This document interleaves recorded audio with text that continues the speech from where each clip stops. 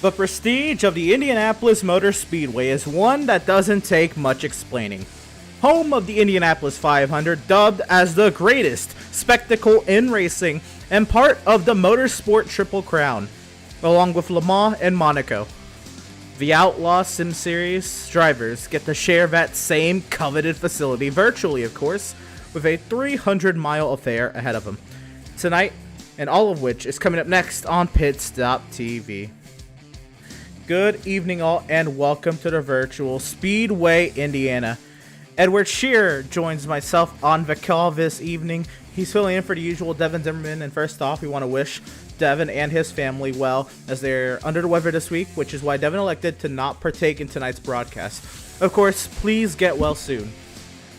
With that in mind, Ed, welcome aboard. Your first venture here on the mic for the Outlaws Sim Series, and we hop right into the season. 5 races in, 31 to go. How are you feeling?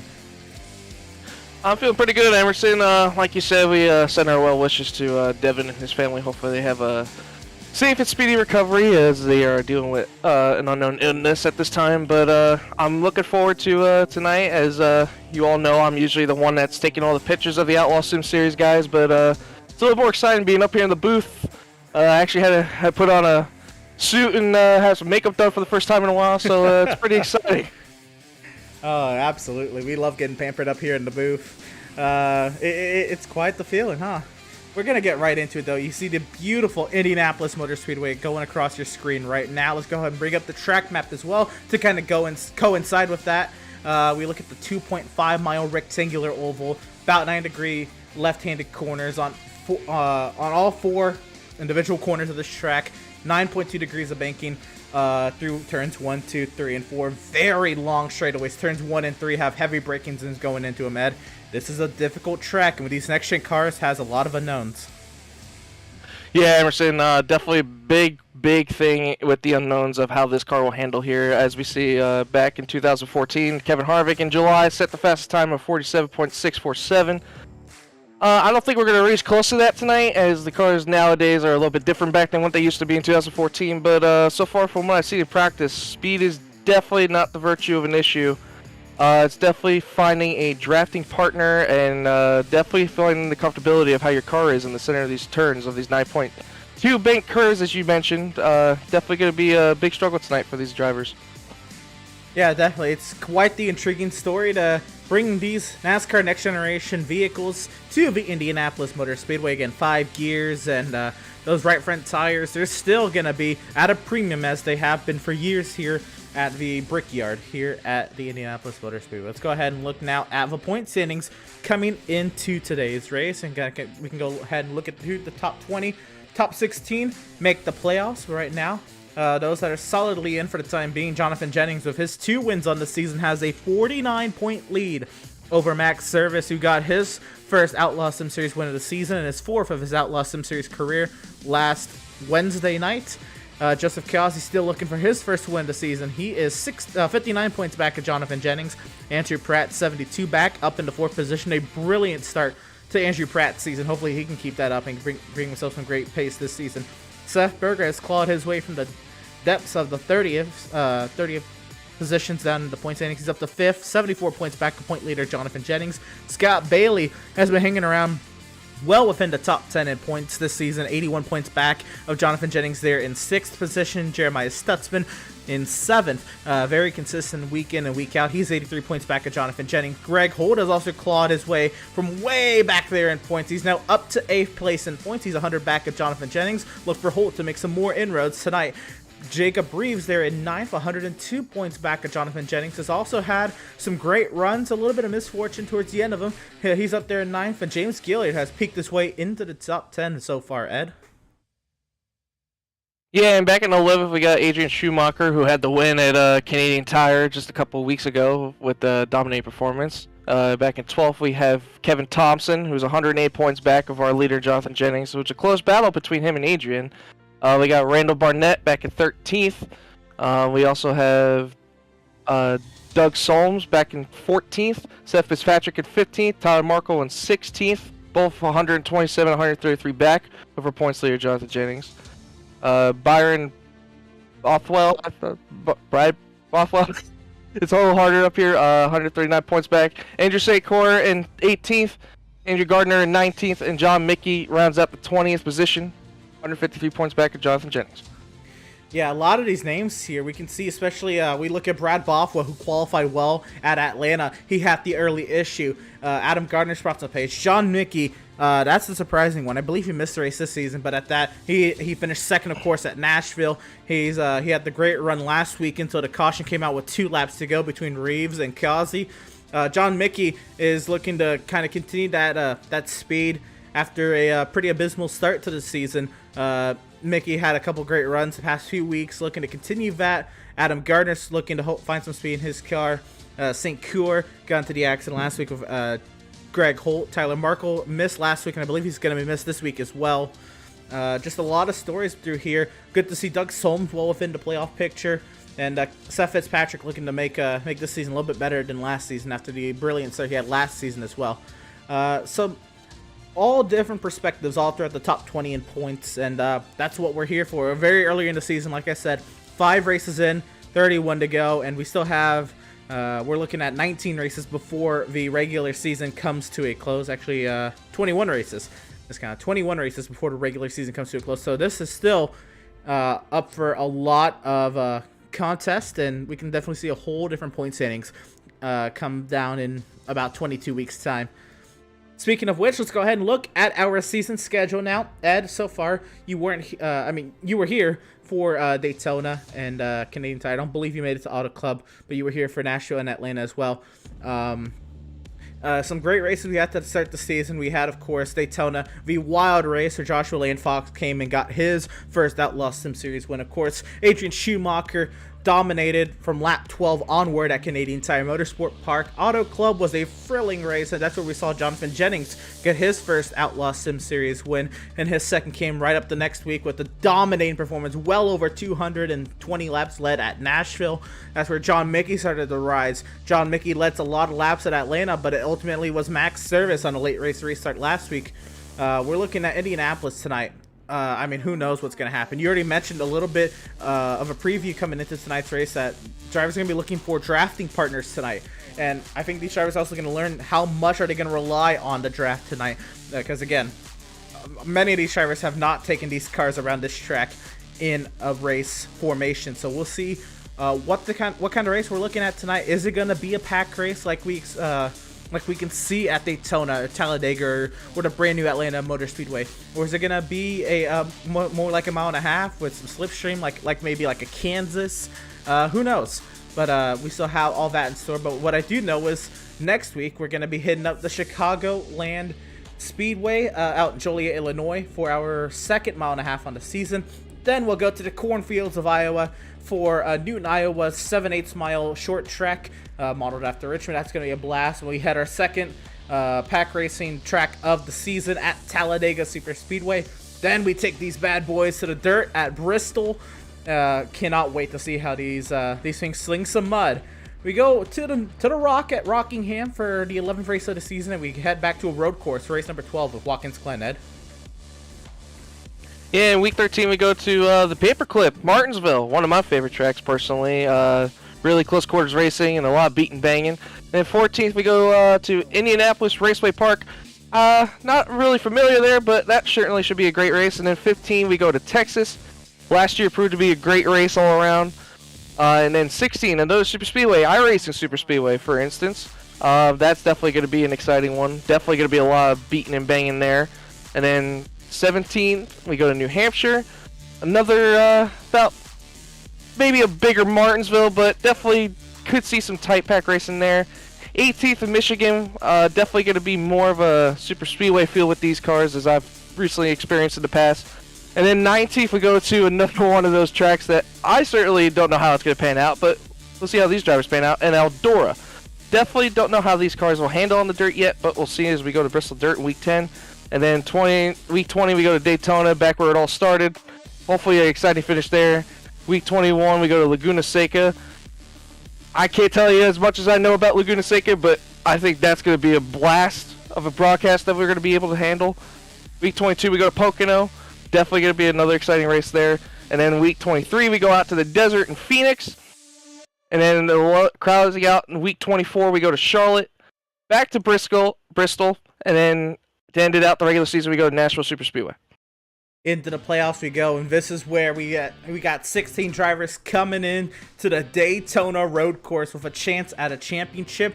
Then they have to, after all those twists and turns, they have to go to an oval that races like a road course at Milwaukee, the Milwaukee Mile up in Wisconsin, and then the Charlotte Roval. 2 road courses in the first round of the playoffs can weed a lot of these drivers out. Hopefully they get their road course skills up to par if they want to contend for a championship. Then we filter the field down to 12 drivers. We head to Lakeland, Florida's USA International, which is unfortunately no longer a used venue for racing, but nonetheless, USA International lives on the iRacing service. It's a great venue. Most of these drivers have lots of laps at USA from their start of their iRacing oval careers. Then they head over to Talladega for yet another plate race on the season. Darlington will go ahead and round out round number 2 on the season. That is also a No Bull 5 race. More on that in a moment also, because tonight is a No Bull 5 race. But Darlington, the Lady in Black, the track that's too tough to tame, rounds out the round of 12. We filter them down to 8. We got a couple mile and a halves at Homestead, and then we go to the brand new repaved Atlanta Motor Speedway at round 34. North Wilkesboro will be the end of the round of 8 into the championship 4 at Richmond, Virginia. Cannot wait for that thrilling finale we're going to have at round 36. An amazing schedule that the admins and Adam Gardner have conjured up here for the Outlaws Sim Series this season with these brand new next-gen cars that have been a blast, and I think these cars are probably better than anyone anticipated at this point in the iRacing service, and we are just blessed to have an amazing product to watch it and commentate with all of you. But coming into tonight's race, of course, practice is well underway. Now, the timing of the practice session is going to say a lot more time than we actually have. We actually only have about 13 minutes left in practice. There's a little bit of a mistype when coming into tonight's race. But a couple of housekeeping things before we get too far into things tonight. Of course, we got to thank all of our partners here at Pit Stop TV, Tucson Sound Art, Permanent Makeup and Cryo Maine, Whiplash Media, BAM Racing Videos, and of course Whiplash Sim Cams at that. Make sure you check out whiplash-media.com for more on that. Then we look to tonight's race. Tonight's race is a No Bull 5 race, and well, what that means is Adam Gardner has put up in the Discord, and I think he's going to have to maybe reiterate this, but a few drivers have entered into this. But basically, 5 races out of this 36 race schedule are being tagged as No Bull 5 races. They're going to be a little bit longer in length. That's the goal anyway, for them to be a little bit longer in length. You have to pay $10 to enter into the No Bull 5 program. You do not have to pay an entry fee to enter to the Outlaws Sim Series, just if you want to enter into the No Bull 5 program. You have to pay a $10 entry fee, so there's a prize pot for a driver who was able to win 3 of those 5 races. And if there's no winner of the No Bull 5 program, then the funds just kind of go to the rest of the league. But at that, if you can win 3 of the 5 No Bull 5 races, you'll take home the entire pot. Those races, of course, was the season opener at Daytona, tonight Indianapolis, round 9 at Talladega, the Charlotte Oval in the midpoint of the schedule, and Darlington in the playoffs. 5 amazing racetracks, 5 completely different venues for these No Bull 5 races. And of course, tonight's race is presented by Bay State Limousine. Of course, don't drink and drive, call Bay State. You'll get $50 off a night out as well if you mention that Outlaws sent you. Of course, Bay State Limousine, huge help out with Adam Gardner and everything here at the Outlaws Sim Series, and can't thank him enough for coming on board for tonight's Outlaws Sim Series event at the Indianapolis Motor Speedway. Now, Ed, tonight we're looking at these practice times, and well, there's a familiar name at the top of the board's max service, top of the charts. Jeremiah Stutton, Seth Berger, Kevin Thompson, a pleasant surprise into the top 5, and Seth Fitzpatrick kind of leading the pace here in practice, and Jonathan Jennings just goes ahead and slaps his 91 up there as well, puts it 3rd quickest. We can see a lot of that change. You're telling me there's a little bit of a draft effect. Of course, these long straightaways there's going to be, but maybe more of a draft effect than we're anticipating to a normal Indianapolis race. Max Service top of the charts. What can you tell us, man? Well, what I can tell you so far, Emerson, is I'm looking through all these guys going around the track currently. I'm noticing a lot of close packed racing on the straightaways. Now, the biggest thing I'm worried about, I've seen a lot of off-balance drivers going into the center of the corner, like their cars are not stable enough to handle the banking of the corners here in Indianapolis. But what I am going to notice now is these guys build up such big runs coming down to the end of the straightaway. So I'm definitely going to be interested to see if people are going to, full send somebody going into the third and maybe the first turn of corners, or if we're going to see any kind of dive bombs, or if maybe anybody going to do some give and take. But I would not be surprised if this kind of looks more of like normal Indianapolis Motor Speedway that we've seen in the past. Maybe a little bit of IndyCar mixed into it with the separation of the draft. But I definitely feel like the dirty air is also going to play a factor in this. Well, we have, of course, that familiar name at the top of the charts, as we said, Max Service. Last week's winner. He won his 4th Outlaws Sim Series race in his Outlaws Sim Series career and his first of the season. And we're going to be sending him your way, driver of the number 81, who's had a brilliant start to the season, Max Service. Hey, Max, being Emerson in the booth. You got us, buddy? Yeah, I got you. All right, man. You're coming off the great win last week in Atlanta. You're at the top of the chart right now in practice. How's the car feeling? Car feels pretty good, honestly. A lot better than it did last week. It was really bad last week, but we're feeling pretty good tonight. Yeah, the 81 machine looks pretty good up top. But any sort of tips you would give to any viewers at home of what you have to do here at Indianapolis? Maybe a little something that nobody knows yet. The tip for the fast lap time I've got right now is sit and draft. Get a draft lap out there, but honestly, just run the bottom. Anything above the bottom, you're just gonna suck. So put it on the bottom, and you'll be fine. All right, buddy. I appreciate you coming up in the booth and hanging out with us. Good luck tonight, bud.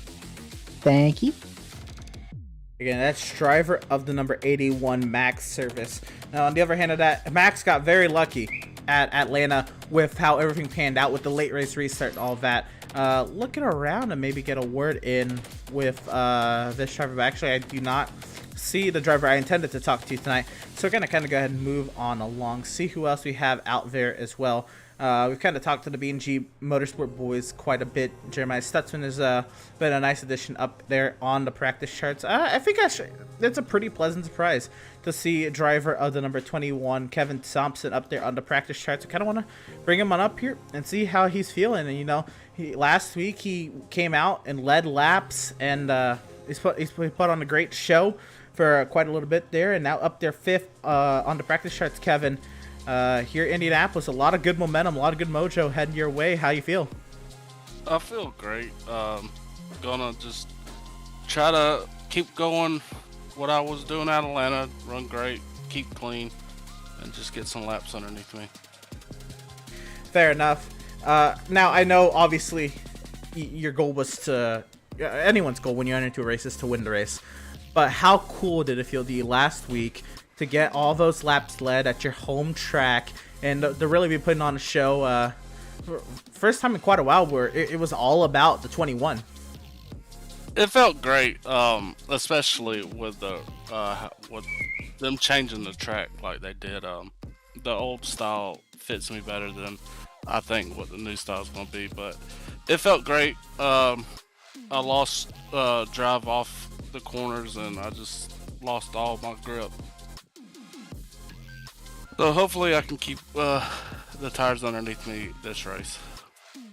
So today, I see you got it up to 5th on the practice charts. We're hearing a lot of different things when it comes to Indianapolis Motor Speedway. A lot of unknowns because really a lot of these drivers have not been able to race these cars in race conditions here. What are you kind of looking at tonight? How are you going to approach tonight? And what's kind of got you up there in 5th place on the charts? That lap was a draft lap. I'm tight and loose, but the cars are loose. They're going to be loose. And hopefully we can go green and have a good finish here. Yeah, fair enough. 120 laps, 300 miles. It's quite the feat, but obviously they goes by much quicker if they're green flag laps. Well, Kevin, again, the brilliant performance you put on last week, looking good coming in this week. Anyone you got to thank or shout out for kind of these performances kind of stringing together here? Yeah, my teammates at Twisted Axle. We try to put on some good setups for these cars and work together, and just hopefully we can bring it home to the finish.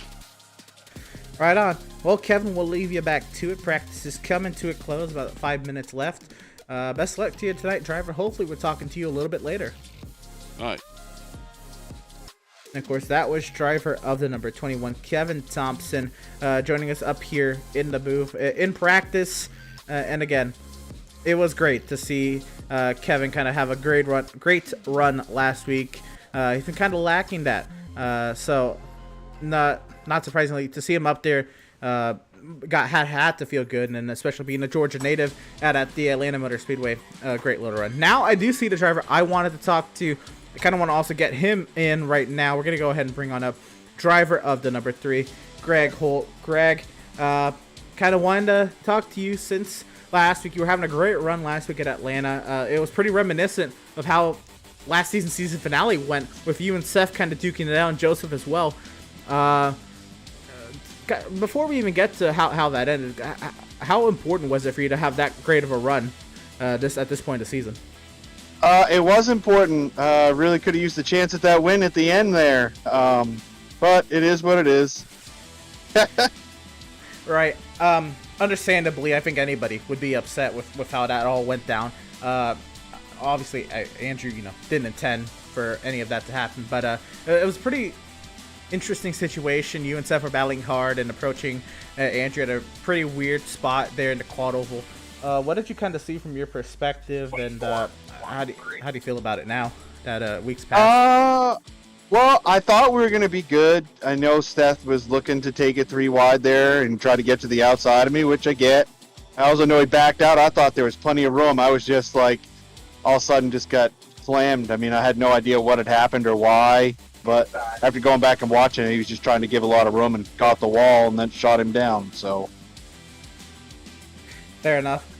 Well, here at Indianapolis, you're kind of just outside the top 10 in the practice charts, but I'm hearing there's a lot of draft kind of circulating around at times tonight. How are you feeling heading into tonight's race? Pretty tricky 2.5 mile speedway here in Indianapolis. we'll see what happens with it. I absolutely hate this track, so yeah, building a setup for it is not my favorite thing to do. Fair enough. And I think it's got to say a lot. Now, I know you missed the round at Canadian Tire, but you were down well outside the top 30. I think you were 34th in points at your lowest, and you're now well within the top 10, 8th in points. You're looking to continue to claw that gap. I know it's early in the season, but what's that kind of say about you? How do you feel about your kind of trek through the point standings so far? Yeah, I mean, we'll take it. I haven't had a whole lot of time. Started a new job, been putting a ton of time in there. So, I mean, really, I've only been having about a day. I mean, this week was the first week I actually attempted to put any real time into a set. So, but it's also not a place I want to be at. Fair enough. Well, Greg, we're into the final moments here of our practice session tonight. We'll give you the chance to shout out who we're going to shout. Thank you. We're going to thank for this great car and how it's been running recently. Just big shout out to Adam and you guys for putting on a great show. Love watching the replays, and everybody at PSS that helps out. And that's it, man. We're just here to have fun, see what we can do. Right on. Well, driver of the number 3, Greg Holt, defending Outlaws Sim Series champion. Greg Holt, gotta put some respect on the name. Best luck to you, driver, and hopefully we'll talk to you a little bit later on. Thank you, Emerson. Again, Greg was having a great run last week, and then got into that incident with Andrew St. Cure and Seth Berger, who was battling Greg for that lead position, and it just got really tight there. And now I know you were on social media, but that was such an awkward situation. Of course, Andrew meant well, but when you're in that tight of a battle for the race lead and you're catching lap car at that spot, I mean, what else can you do, or what's going through your mind when you're coming into a situation like that? Honestly, I do feel bad for Greg. I honestly felt like he had the best car the whole day. When I was watching the whole thing, he was doing everything right by the books and everything. When he caught the lap cars, the only thing I could have thought he could have done possibly to avoid that situation, maybe be a little bit more patient. I mean, I know he's trying to build up as much of a gap to second place, whoever was in that position. I can't remember currently, but just be patient. I mean, when you're dealing with lap cars, you always have to. Patience is key when you're dealing with them. You have to figure out which lane they're going to go, where you want to feel like your car's going to be better placed as. But in that situation, I honestly feel Greg did everything by the book. It was just unfortunate what happened to Andrew, and the whole situation was just a miss. And I feel awful for it, but hopefully we don't have another one of those kind of outcomes tonight, but we shall see. Right, well, practice should be coming to a close here. We're kind of already past that time. Adam is supposed to advance the session with the, I guess the session setup coming into tonight's race with the extended practice time. We'll let that timer kind of tick over when it does happen to be. But until then, a quick look at the practice charts. Actually, I think let's go ahead and do it like this. We'll kind of look at the practice results right there. Max Service top of the practice charts. Jeremiah Stutzman second. Jonathan Jennings third. Seth Berger fourth. Kevin Thompson the top 5 there in practice charts. Add the next 5. Yeah, in 6th we got Seth Fitzpatrick. 7th we have Joseph Causey, definitely one of the ones to watch tonight. In 8th we got Andrew Sakor. In 8th, Doug Solms in 9th, and Andrew Pratt rounds out the top 10. Yeah, that's kind of the top 10. We won't do too much more practice. We'll go ahead and show the next 10. Kind of roll through the results. But yeah, you said Joseph Causey is going to be one to watch. Joseph Causey, again, no matter where he goes, he's going to be a fast driver. But I recall doing a league race with him actually back with the LTAC Cup Series coming here to Indianapolis. And it was... actually, no, I didn't do that race. I was on the call for that race. But Joseph... came into that race and he was struggling. I was so curious as to why he was struggling, and he said he hates this track. And at that moment I could kind of tell with the way he was running. But that it was it's something. Again, always expect Joseph to show up though. He'll learn these cars. He'll learn how to get around here. He's always going to be there at the end. He's going to take care of his stuff. Some surprising names kind of back here. Brad Bothwell is one of those drivers who usually qualifies well.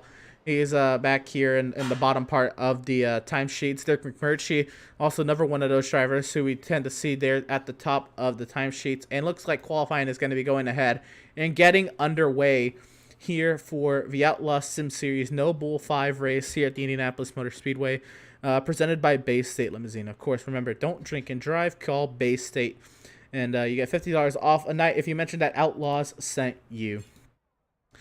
So, into qualifying now. We'll see any drivers heading out to the racetrack. Looks like we do have, of course, the driver we were just talking about, Joseph Causey, heading out there for Pratt, Tire, and Stone qualifying. You see Joseph already again up there on the warm-up lane, and you cannot cross that outer white line right there that Joseph's going to be coming up to until... Well, there would be a blue cone there. I don't think there's actually a blue cone here in Indianapolis. It's just kind of when the access lane ends there. And that's another thing. Access lanes are always a question when you come to a track like Indianapolis and like Homestead. But here at Indy, you don't have to use those 3 and 4 access lanes at all in pit entry. And you do have to use the access lane out in 1 and 2. And how difficult can that access lane be, Ed? Well, definitely on new tires is definitely a pain. I could definitely, from a previous experience, cold tires and a hot surface do not mix very well.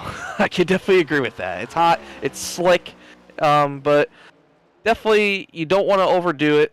It's definitely slick down there. You're going to lose yourself if you accidentally slip out just a tad bit, just coming off the exit of 2. As we ride on board here with Seth Berger as he's coming to his first lap, going into turns 1 and 2. Yeah, you see Seth picking up the throttle there. We're trying to see what's the kind of the consensus. Is there going to be any shifting tonight? With how long these straights are, I could imagine maybe there's some shifting involved, but it depends also how slow do these drivers have to woe these cars down to get to the apex of turn 3 and turn 1. We'll see kind of what happens here. Looks like Seth, at least first qualifying attempt, is going to keep it in 5th gear. Drops it down to about 157, picks up the throttle about 169, and then you have to kind of set the car up for turn 4. Actually drops a little lower there, 156, right up to that outside wall that can really catch you out.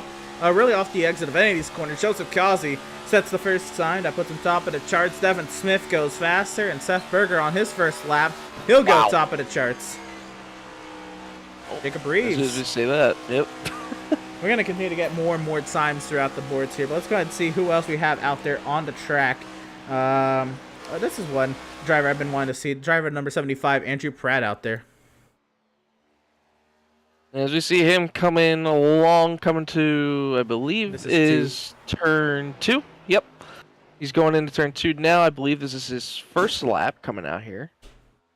And he's going to be coming down the long back straightaway, going from about 150 to about 192, 193 miles an hour, as Max Service now jumps to the top of the board with a 53.166. But as we're right on board with Andrew Pratt here, coming into turn 3, missed the bottom just a little bit there. Definitely have to try to get both your left sides on that white line just to make sure the car rotates center off to the exit. Coming near here, he was running a good turn 4 right there. Let's see what his time is coming across the line here. And it is a 53.35. That puts him P7 for now. Let's see if he picks up any on his second lap. Now, if I'm Andrew here, I definitely would want to maintain my focus on trying to get my lefts as closely painted to that white line as possible. The white line is your best friend in this situation. You want to make sure you have a good rotation off. Make sure you get back to the throttle as soon as you possibly can to try to get the straightaway speed down here as he's coming down to turn 3 currently at 193 miles an hour. And we're looking at Seth here, working his way down the straightaway again. These drivers, they get 3 timed laps. Every single one of them, so it's going to be huge to see how they implement that strategy. I think all these drivers kind of went hard all 3 laps, and there you see it pays off for Seth at least right away. He goes top of the charts once again to kind of keep cycling him that 77 up to the top, and Seth looking to see what he can do up there. And Andrew Pratt definitely did go faster on his second lap. He actually went to P4 in that, as Max Service now goes to the top of the charts with a 4.83, passing his teammate Seth. Yeah, Max gets up there and trying to see who else we have out there on the track. We have Adam Gardner in the 56. He's been looking to try to get some pace. This is number 56. He started off the season relatively well. I think he might have kissed the wall there. That's actually going to invalidate his lap time because any incident notification, 0x here on the iRacing.com Motorsport Simulations platform will invalidate your lap time on qualifying, no matter what the qualifying scrutiny is. Adam Gardner at Scooby-Doo Rogers Race Wraps, number 56, trying to get down there. Oh, yeah. If you don't know kind of the whole story behind that, you kind of saw it there. His console username back when he started this whole Outlaws league was Spooby G, and many people would ever just get that confused or just forget it anyway, and out came the Scoobies, and now just going to run the Scooby-Doo car. Scooby-Doo, where are you? Well, Adam Gardner will find himself 10th on the timesheet out of 12 times. Defending series champion Greg Holt out there in his Lego Myego number 3 machine. Yeah, this is definitely one to watch right here, Emerson, in my opinion. Greg definitely had some time in practice. I think he was saving a little bit in practice. I know he didn't really get many laps out there, but I definitely think he has a piece here that can definitely run up top of the charts. Yeah, definitely, Greg. And again, like most drivers, just one driver to watch for. He's always going to show up when it matters most. You can never count him out. It really gets difficult. Because he's just so fast almost anywhere. Even you heard him. He says he hates this track, but he'll kind of just prove later that it doesn't really matter how he feels about the track. He just understands the service so long, and it's kind of also part because he has so much time on the service. I mean, so much time. He's been on here, I think, he's going to start pushing 10 years here in a bit. Actually might already be pushing 10 years. But nonetheless, with all that experience on the sim, it's just huge. And yeah, you see his 53.0, his best time right now, trying to improve upon that in his final timed attempt here through turn 3. Gets up right to that outside wall, maximizing the entry and the exit of the track, both corners.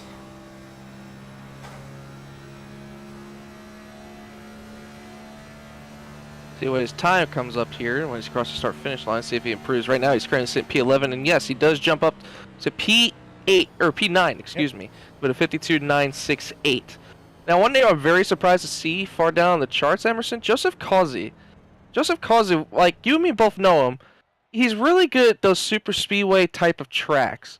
Like, he knows what he has to do in his car and whatnot. And currently, he's sitting 14th, but he's 2 seconds off the pace. Now, I don't know if it's on purpose that he's doing that or what, but it's just not something I'm really familiar to seeing Joseph Causey struggle with. Yeah, I mean, it's an intriguing situation, again, but he's not too fond of this track. He'll kind of tell you that over and over again. But, yeah, these next-gen cars, they're hard to understand, because it's different. The rack and pinion steering is different to the steering box that these cars, the Cup Series has had for so many years, and so many drivers may have just gotten used to it with how much time they've had on the sim. And now it's kind of a culture shock with the whole new steering box that kind of changes up everything and as we know it. But as qualifying comes to a close, not many times ahead and out there. So just kind of take a look at the beautiful scenes around the Indianapolis Motor Speedway, and some brilliant B-roll created by yours truly, Andrew Cardinale IV, who always does a fantastic job when it comes to this stuff, and keeps us well prepared here at Pit Stop TV. Of course, a huge shout out to Andrew for bringing on the Outlaws Sim Series. It's a series that I broadcasted on my own for a while, and then Devin joined me when we made the switch to iRacing, and we had a couple other people come and fill in as time went on, and Andrew's just wanted to make this product better and better.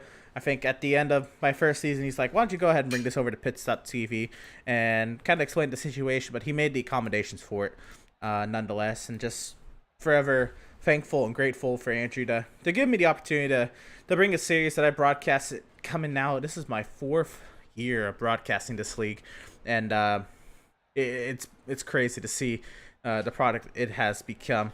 Qualifying winding down to a close, so for the time being, it does look like the current driver at the top of the charts, and that is Max Service. Perfect timing right off of his first Outlaw Sim Series win on the season, his 4th of his career. Last Wednesday at Atlanta, Max Service will win the Pratt Tile and Stone Pole Award here at the Indianapolis Motor Speedway for our Noble 5 race tonight, and of course Pratt Tile and Stone serving Central Vermont since 2005. And well, here we are back at the Indianapolis Motor Speedway live and getting ready for qualifying to tick over. Actually, I believe it has. So we're going to head down track side and get our starting lineup right away. And yes, there is the field. So here we go. Row number 1, it'll be the 81 of Max Service. Who is outside, it'll be the 91 of Jonathan Jennings. Row number 2, it'll be the 71 of Jeremiah Stutzman, the 77 of Seth Berger. Row number 3, the 56 of Adam Gardner, the 21 of Kevin Thompson. Row 4, it'll be the 12 of Andrew St. Cyr, and the 75 of Andrew Pratt. And row number 5, it'll be Greg Holt in the 3, Devin Smith in the 95. In row 6, we got Jacob Breeze in the 22 and Scott Bailey in the 11. And in row number 7, we have the 24, Jason Miz. On his outside, my pick, Joseph Causey in the 88. In row number 8, we got Joshua Stroud in the 58, along with the 39 of Zoltan Herzeg, the last week's pole winner in Atlanta. And then row number 9, we got Derek McMurky and the 34, Robert Gianni, right now his outside.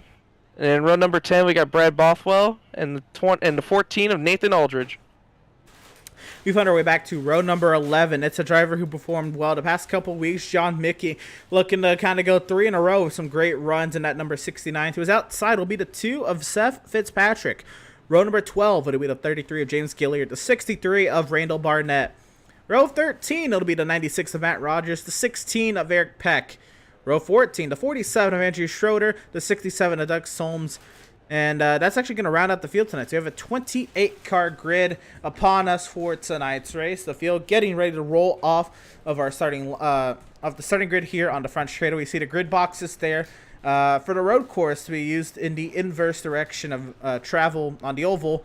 And see the pace vehicle already starting its way around the racetrack. Let's go ahead and take a look at the weather coming into tonight's race. You can kind of see right there, 72.8 degrees Fahrenheit is the track temp. 76 degrees Fahrenheit is the air temp. I'm sorry, the track temp. 73 is the air temp. Winds gusting a little bit, 12 mile an hour out of the south. But the overcast, mostly cloudy tonight, is going to be, it's going to feel pretty nice for these Goodyear tires, Ed.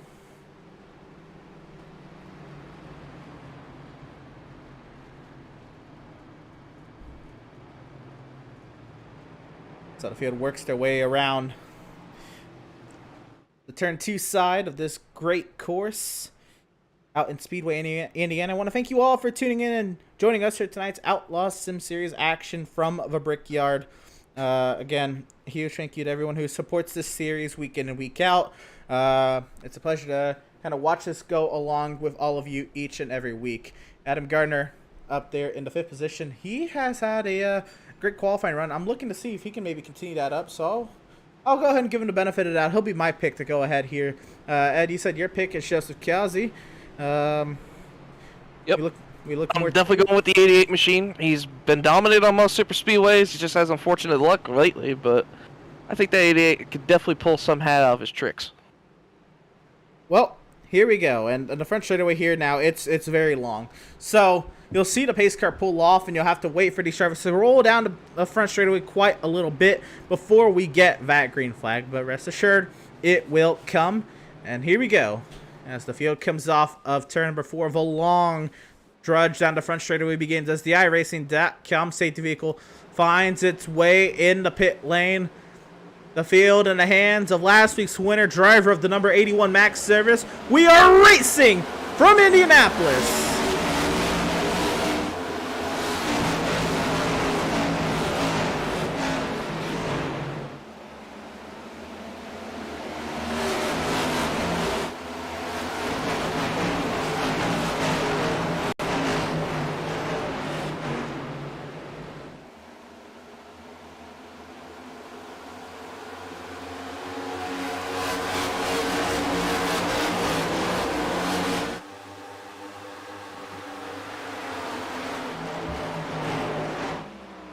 So far, so clean. Max Service leading the field around the Indianapolis Motor Speedway, and it's starting to get really rowdy back here. Jacob Reeves, Evan Smith side by side. This is the battle that just get inside the top 10.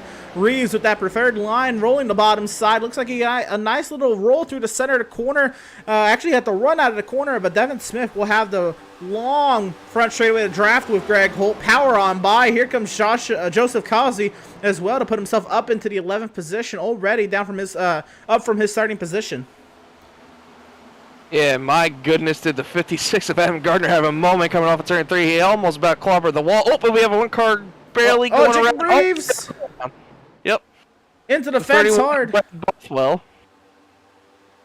Oh, Bothwell did have a moment as well. There he is. Big impact there in turn number 2. Also, Joshua Stroud also involved as well.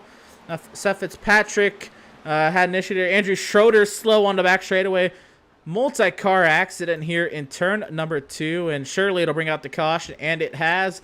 Let's go ahead and try to get us a replay and see what just happened to these drivers here in turn 2. oh my. So, let's see. Looks like actually caught it a little late there. Or Jacob Reeves is actually a whole separate incident. My apologies. So, should be watching the 31 of Brad Bothwell. Jacob Reeves just got sideways. It was Brad Bothwell, as Ed called out, that had the initial moment here down in 1 and 2. So, there's the 31 of Bothwell entering 1. He's about a quarter of a lane up. But, again, cold tires relatively. The sun just came out, actually, so should warm these tires a little bit. He just got side. Oh, my goodness.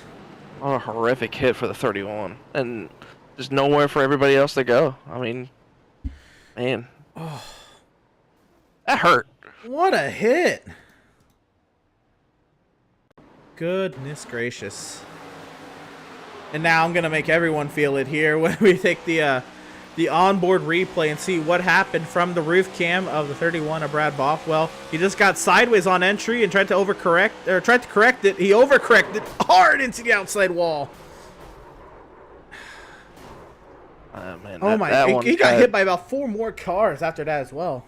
Yeah, that makes your stomach turn. Man, that's a horrific hit. And unfortunately, I believe the 96 got the bad end of that, barely getting a little bit of damage on that. And I can't make out who this other one is behind him. I believe it is, yes, the 67 of Doug Solms also involved in that. Oh, no, Doug Holmes as well. My goodness. A lot of vehicles getting involved in the accident there. Yeah, a little bit of damage on the right front. 67.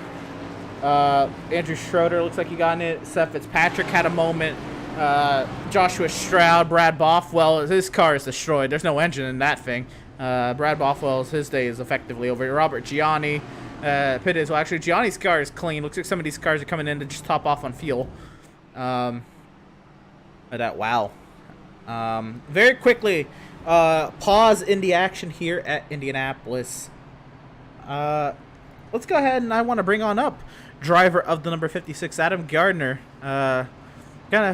See how he's feeling now after a great qualifying position. You lost out a spot in the start, but nonetheless, he's still up here. Driver of number 56, Adam Gardner.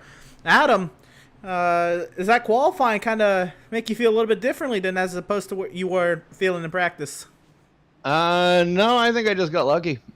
Aw. No, this is a tough track to pass at, so track position will go a long way. Do you feel you have the car to at least keep that car up there and maybe play some strategy in your favor as well to go along with that? Or what's the game plan here with the early stoppage in the action? I hope it's got the pace. It feels good. Got some help from some of the teammates here before the green, before qualified actually. About 10-15 minutes left in practice, and definitely liked the way the car felt in the short run, but didn't get a chance to do a long run. So we'll see how it goes. Was hoping for a nice, clean, smooth race. It's definitely been a rougher start to the season than I would have liked, but qualifying in the top 5 was a nice thing, and I just want to kind of take it easy, pace myself, keep her in good shape. Fair enough. The easiest way to stay out of action and trouble is to qualify in front of it, and at the very least, seems you have done that. Still a lot of racing to go, of course.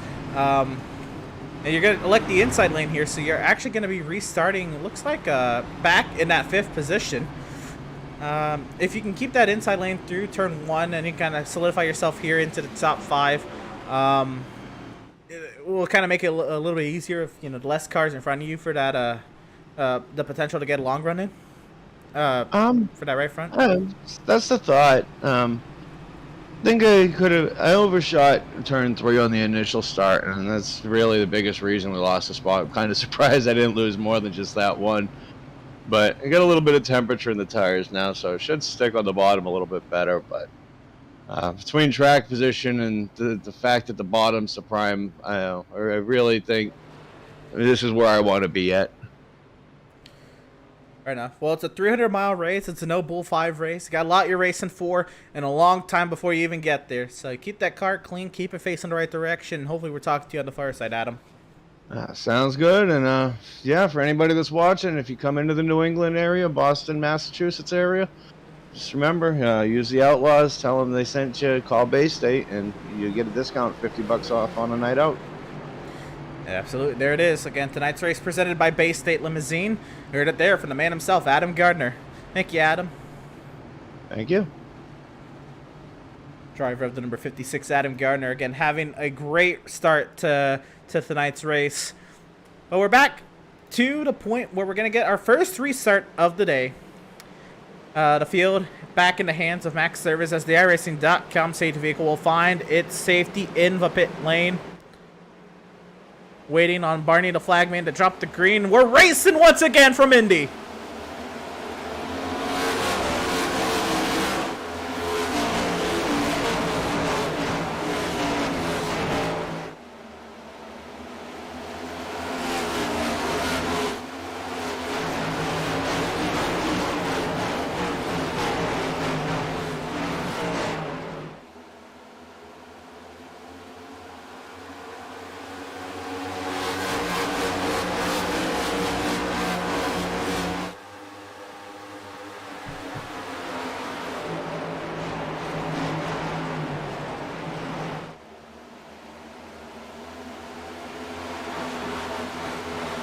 Oh, Nathan Aldridge is going around in turn 4, hard into the inside wall. Looks like he's by himself. It looks like he'll be able to get it going down the bottom side of the racetrack. Try not to rejoin the traffic. Looks like we have a lot of cars involved back here. Joshua Stroud involved. Zoltan Hertzeg involved. Looks like Hertzeg is done. He's towed. Gianni may be in this one as well. Fitzpatrick. Some of these names we just saw in that first wreck and involved in yet another. Yeah, and I was looking back here in the field. It looked like Nathan Aldridge might have had a little bit of help, I believe, from the 39 car. Well, go ahead and we'll get a replay. Did not look really well. Happened. Oh my. There you go. Aldridge was trying to make some ground. Oh my goodness!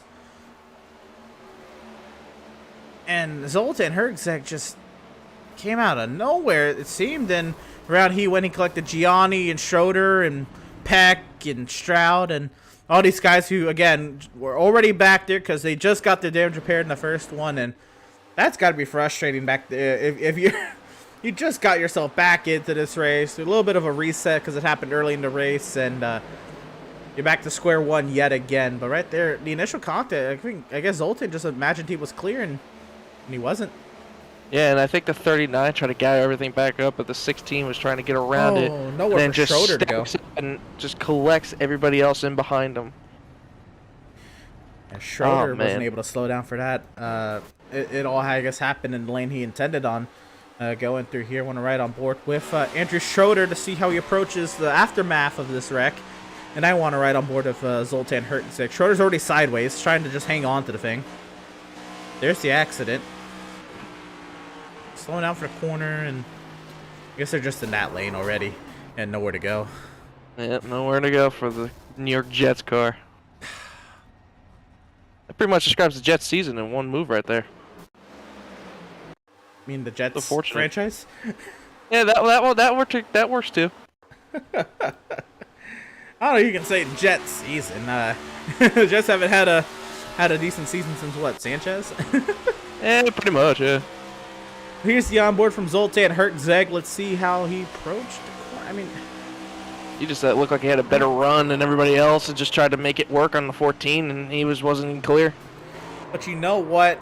And I'm not going to, it's not justifying the incident, but I think Zoltan wanted to keep that wheel straight because we've seen these drivers already have a lot of balance issues on corner exit, and he just didn't want to risk spinning the vehicle out, and he tried to keep the wheel straight, and I guess Aldridge, with him not getting that great of a run out of the corner, kind of had nowhere to go as well, but into the quarter panel of the 14.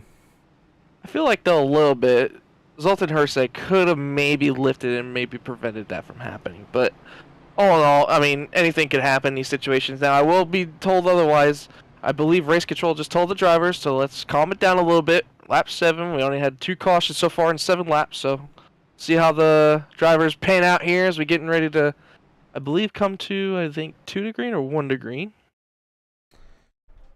We should be coming around to, hopefully 2 to green, because we have a little bit of a finish here. We're going to try to get us back into the sim.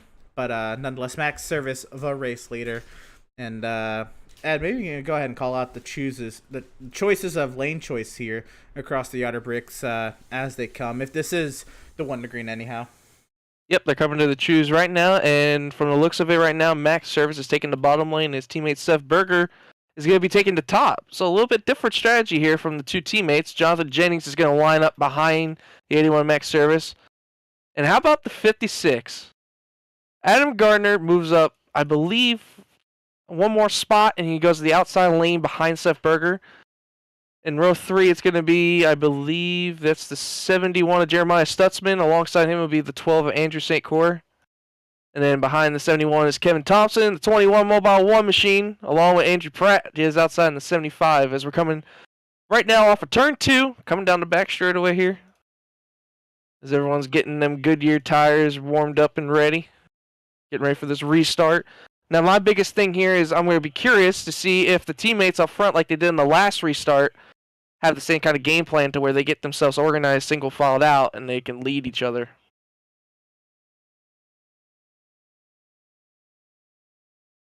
Yeah, I'd imagine that's going to be the case. They obviously know each other very well. It's been playing very well at the front of the field. It's actually really only been chaotic towards the middle part of this field as drivers kind of fight with dirty air alongside the handling issues of their vehicles. And yeah, it's looked like it's not fun back there because with the combination of things, the cold tires, the heat cycles, the unsure about setups, and the other cars, it's a hornet's nest back there through these tight corners, 1 to 2 lanes at max. Yeah, it's been very uncomfortable for these drivers mid-pack, definitely. I definitely think a lot of people are definitely reconsidering their decisions in qualifying as we get ready, as the pace car is about to make the left turn into the pit road. Emerson, we're getting ready to come back to green here. And we will get that restart to you as soon as we can. But the front of the field flag is out. The 81 and the 77 had a great jump as they both separated from the field. So there'll be 1-2. Jonathan Jennings is in third, along with the 56 of Adam Gardner, who's peeking the outside, but now falls back in line behind Jonathan Jennings as the 81 and the 77 have completely about a 2-car length gap on the rest of the field. The 81 and 77 are completely gone right now. Coming down the back straight. Oh, a big moment in the back. I believe that is... I can't get a hold of it. Devin Smith in the 95 just about had a moment coming off of turn 2 as the rest of the field goes into turn 3 right now currently. Devin able to gather it all back up. Yep, Devin's keeping it straight. We're still green here. Still keeping her going as Max comes back across the start-finish line.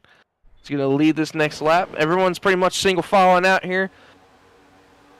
Jonathan Jennings is starting to reel into the back of the 77 to Seth Berger right now. He's starting to get the draft a little bit. Adam Gardner runs up the top 4 with Andrew St. Croix in top 5 as he's got around John Stuff. Oh no, we got a hard crash off of turn number 1. It looks like that was the 11 of Scott Bailey. Joseph Causey involved in that one as well. Gianni in that one as well. Jason Miz already is toted back to the pit lane, and another big accident. We were at least able to come back and get that incident live, and the paint scheme is going to be loading in here, but rest assured, at least the Causey and Scott Bailey being involved, yet another difficult start for Joseph Causey. We're going to go ahead and try to grab a replay and see what happened. We're not going to be able to go too far back, but we'll at least try to get most of it here. You really hate to see it again, Emerson. Again, another handling issue from the 11. See here? In the turn 1. Yeah, he just drove it way too hard into the corner. Car broke sideways in that second lane. Oh, nowhere for Causey to go at all. Oh, Jason Miz, that's a teammate. And then Gianni. And Devin Smith got some damage there. Oh, Robert Jason Gianni Miz came in so late to that incident. How did he get involved in that one? I want to see what Gianni was thinking. So trying to find the 34. He's already a lap down. This is the 3rd incident in as many cautions that 34 has been in. But he's so far back here. I don't know how he could have been involved in this one. Let's see. There's the crash. So you can back it off here. A lot of smoke. Hard to see where the cars are currently. He must have thought that they were not as close together. I think he was trying to split the middle. Probably. Unfortunately, it's hard. It's hard from the driver's seat to see. It's like when you see all the smoke, you don't exactly know where the car exactly is. Like that was a ton of smoke, so it's unfortunate for Robert. Well, yet another caution, yet another stoppage in the action here at the Indianapolis Motor Speedway. But looks like, okay. Well, I thought we were gonna have our issues sorted out. I guess we're gonna be plagued with some issues today. We'll try to get those all sorted out. For the time being. Looks like a car has smoke damage back there. I believe that might be the... who is that? Somebody... Is that Gianni coming into the pit lane? And yeah, that is... I believe so. Yeah, Gianni's trying to get it all destroyed. You want to talk about some great wreck avoidance, Emerson? Joshua Stroud and Randall Barnett definitely had some great wreck avoidance right there in that wreck. Definitely making out for each other. But I believe Randall did scrape the wall a tad bit. Not much damage. And I believe also the 67 of Doug Solms was able to miss that wreck barely a lot too.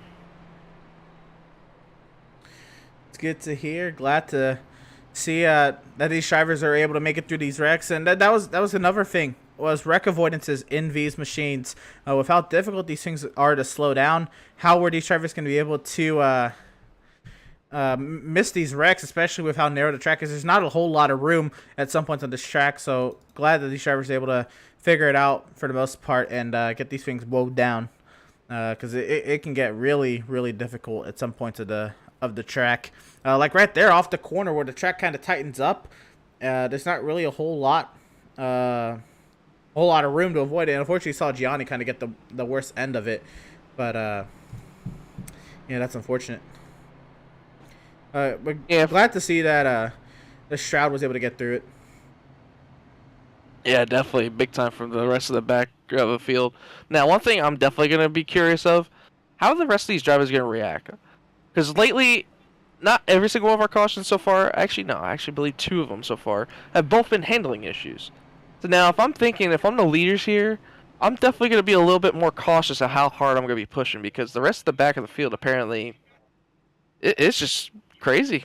I mean, I guess these cars weren't tuned up, I guess, perfect enough to where their handling was comfortable, or I don't know if it's the temperature change in the track, if it's handling different with the kind of setups that these drivers have, but as we're coming to the choose cone here, I'd definitely be curious to see how this restart goes. Good to see all these choices here. What cars kind of elect that outside lane closest to you and that inside lane closest to the right-hand side of your screen? Everybody kind of works their way on by.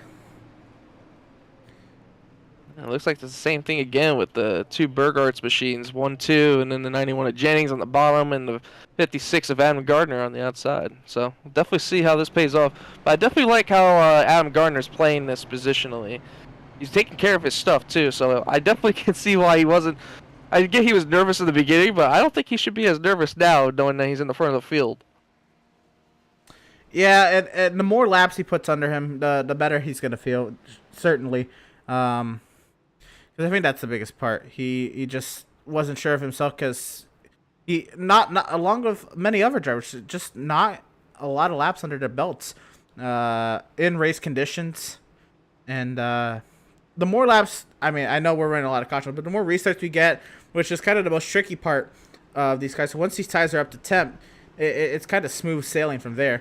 But until we get to that point, these restarts are really kind of the most difficult point in these cars to kind of figure out. And the more and more they do them, the better they're gonna feel as they kind of get into the rhythm here. And hopefully we get green flag racing in the soon. And I can't confirm, Robert Gianni and Joseph Causey have both taken their cars behind the wall, and they are officially done for the day, Emerson. So another rough one for Joseph Causey yet again. Well, that is unfortunate. The iRacing.com safety vehicle will find its way into the pit lane. The field back in the hands of the 81 of Max Service, and we are back to racing from Indianapolis.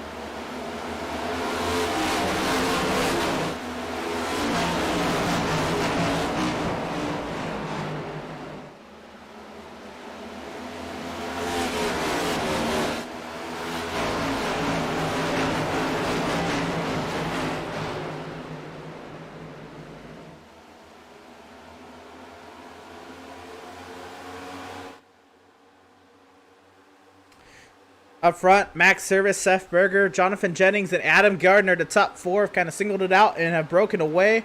And this is where it really gets tight back here. How about Joshua Stroud, who's kind of been involved in some early action here, almost up inside the top 10. Actually, I believe he was up there for a moment. He's kind of falling back a little bit now as drivers try to kind of reacquaint themselves with this track once again. He's getting caught up from James Gilliard, and the field is more or less single-filed out as we head down into turn 1. I think these drivers are kind of all on the same page here. Let's get some laps under our belts before we really ramp the action back up again.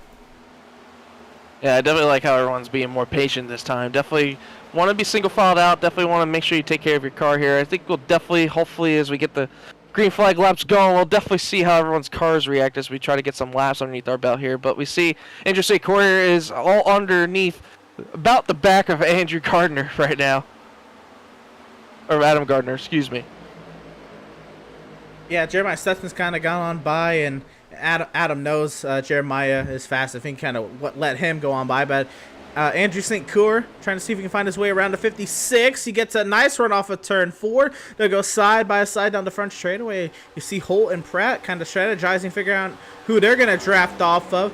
Seth Berger says the fastest lap there. St. Coeur looking to the inside down into 1 and 2. Adam trying to keep that 56 playing on the outside. Adam gets a little sideways. Oh, no, he's going to make contact. Adam, hang on to it.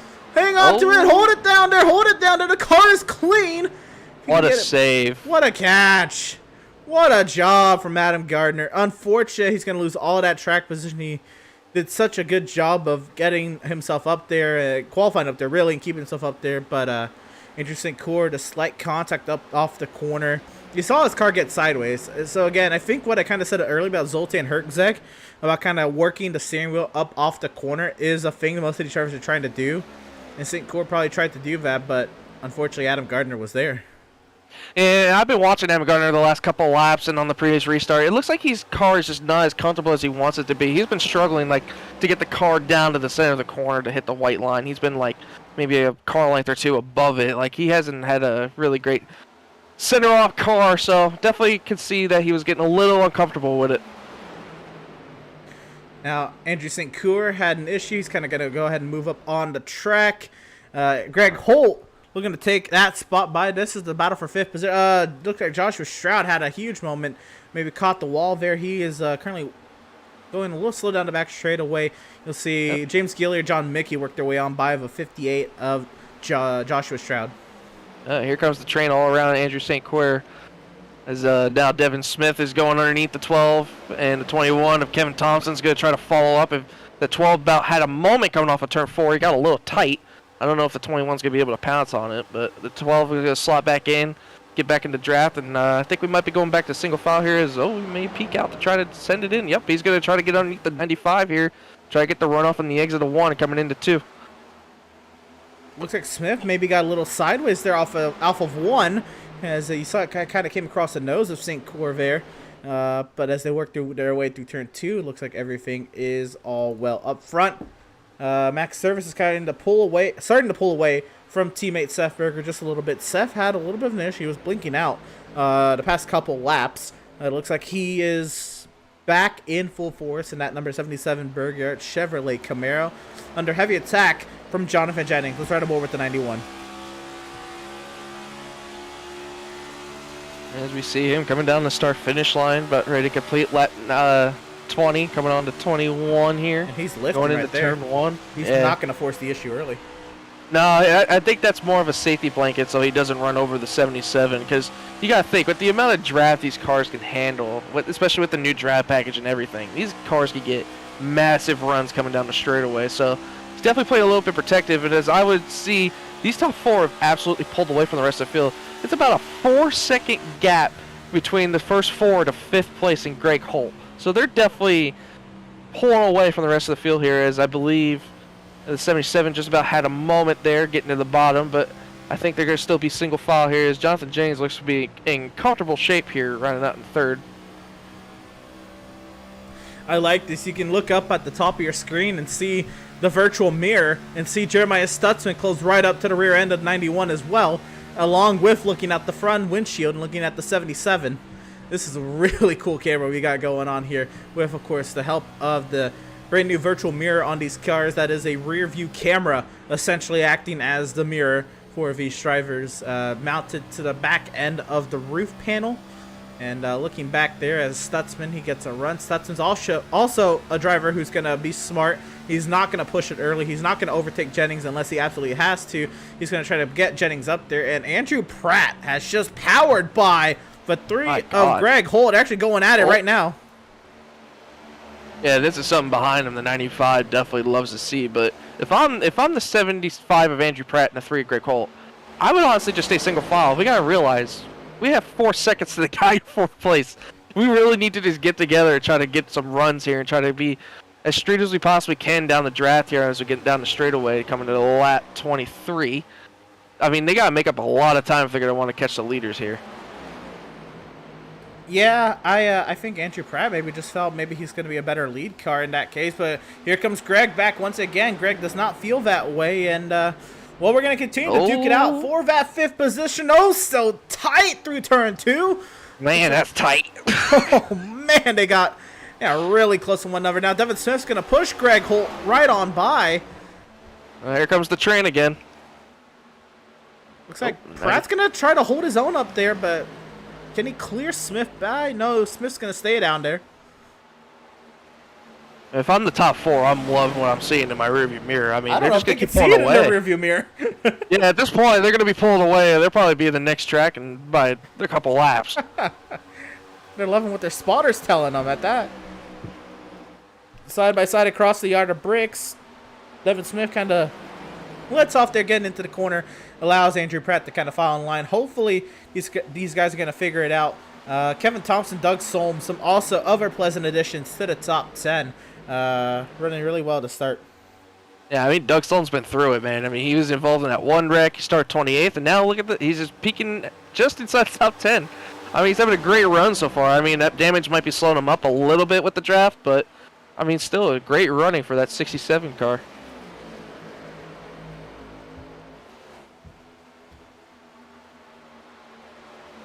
So working lap 20 of 120 here. We now look forward. Let's say we're looking at top 8 have yet to pit. Andrew Pratt, he's getting pushed down the front straightaway by Devin Smith and Andrew St. Coeur. I was trying to look to see maybe what the pit window's looking like for a lot of these drivers. I'm looking at, I believe it is, yeah, the top 8 have yet to pit in this race. So they're going to probably start looking to pit here in about 20 laps or so. Devin Smith, he pitted 11 laps ago, so he's going to be able to go, oh, sideways! I believe that was the 69 of John, no, that was the 84 of Derek McMurtry. What a catch for the 84. Yeah, I can definitely see the handling starting to go away in some of these race cars here a little bit. As we're getting probably the longest green flag run we had so far in this race. Definitely going to start seeing the handling go away, as I'm seeing a lot of cars starting to drift a little bit away from that white line as they should be painting it, but as we see them trying to work around a lap car here.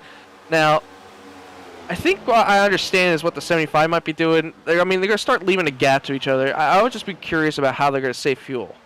That's my biggest curiosity. Like, as you say, Emerson, the top 8 have yet to pit yet. Now, I'll be trying to blank the throttle as much as I possibly can, not 100% going full throttle on the straights, but just enough to where I can maintain the gap to the guy in front of me to keep the draft, but also at the same time managing fuel saving. Well, so that was kind of be my conversation point before McMurtry had his moment off of 2. Is the Outlaws Sim Series runs 100% fuel loads here, so they get the entire 20-gallon tank that these NASCAR NextGen vehicles get to use. Now, we don't know the new fuel window for these cars, but we're going to base it off the old fuel window. On a full tank of gas, we're looking at somewhere between 38 42 laps on a tank of fuel here in Indianapolis. Maybe you can go longer. I mean, you can have a lot of off-throttle time by letting off early and letting the car coast down to your cornering speed instead of breaking down to that cornering speed. So that can definitely vary. You can maybe even stretch it out to maybe 45 laps if you're really conservative with the application of your gas pedal, which makes this race almost an easy 2-stop.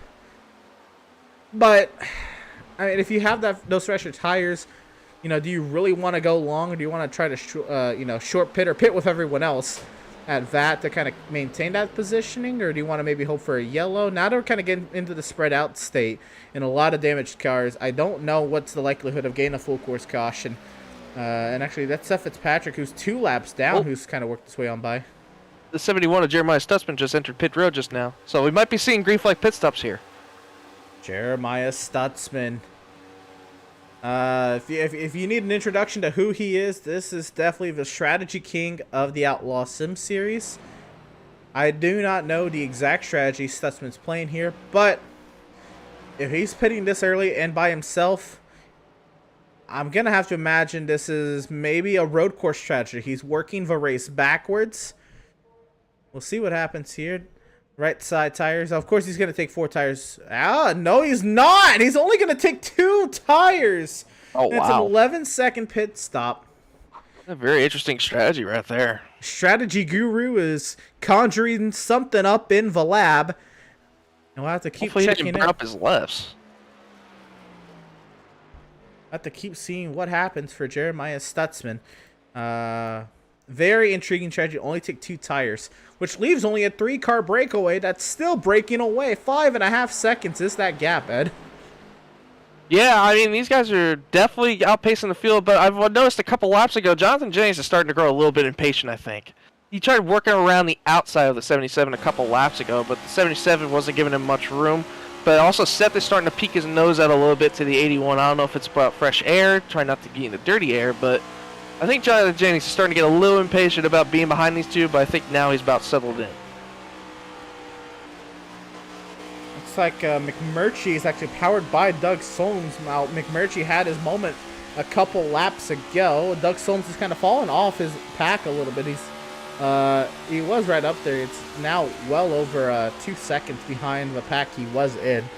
So maybe Doug Solms dealing with some tire wear or something amiss with the 67, but he's still within the top 10.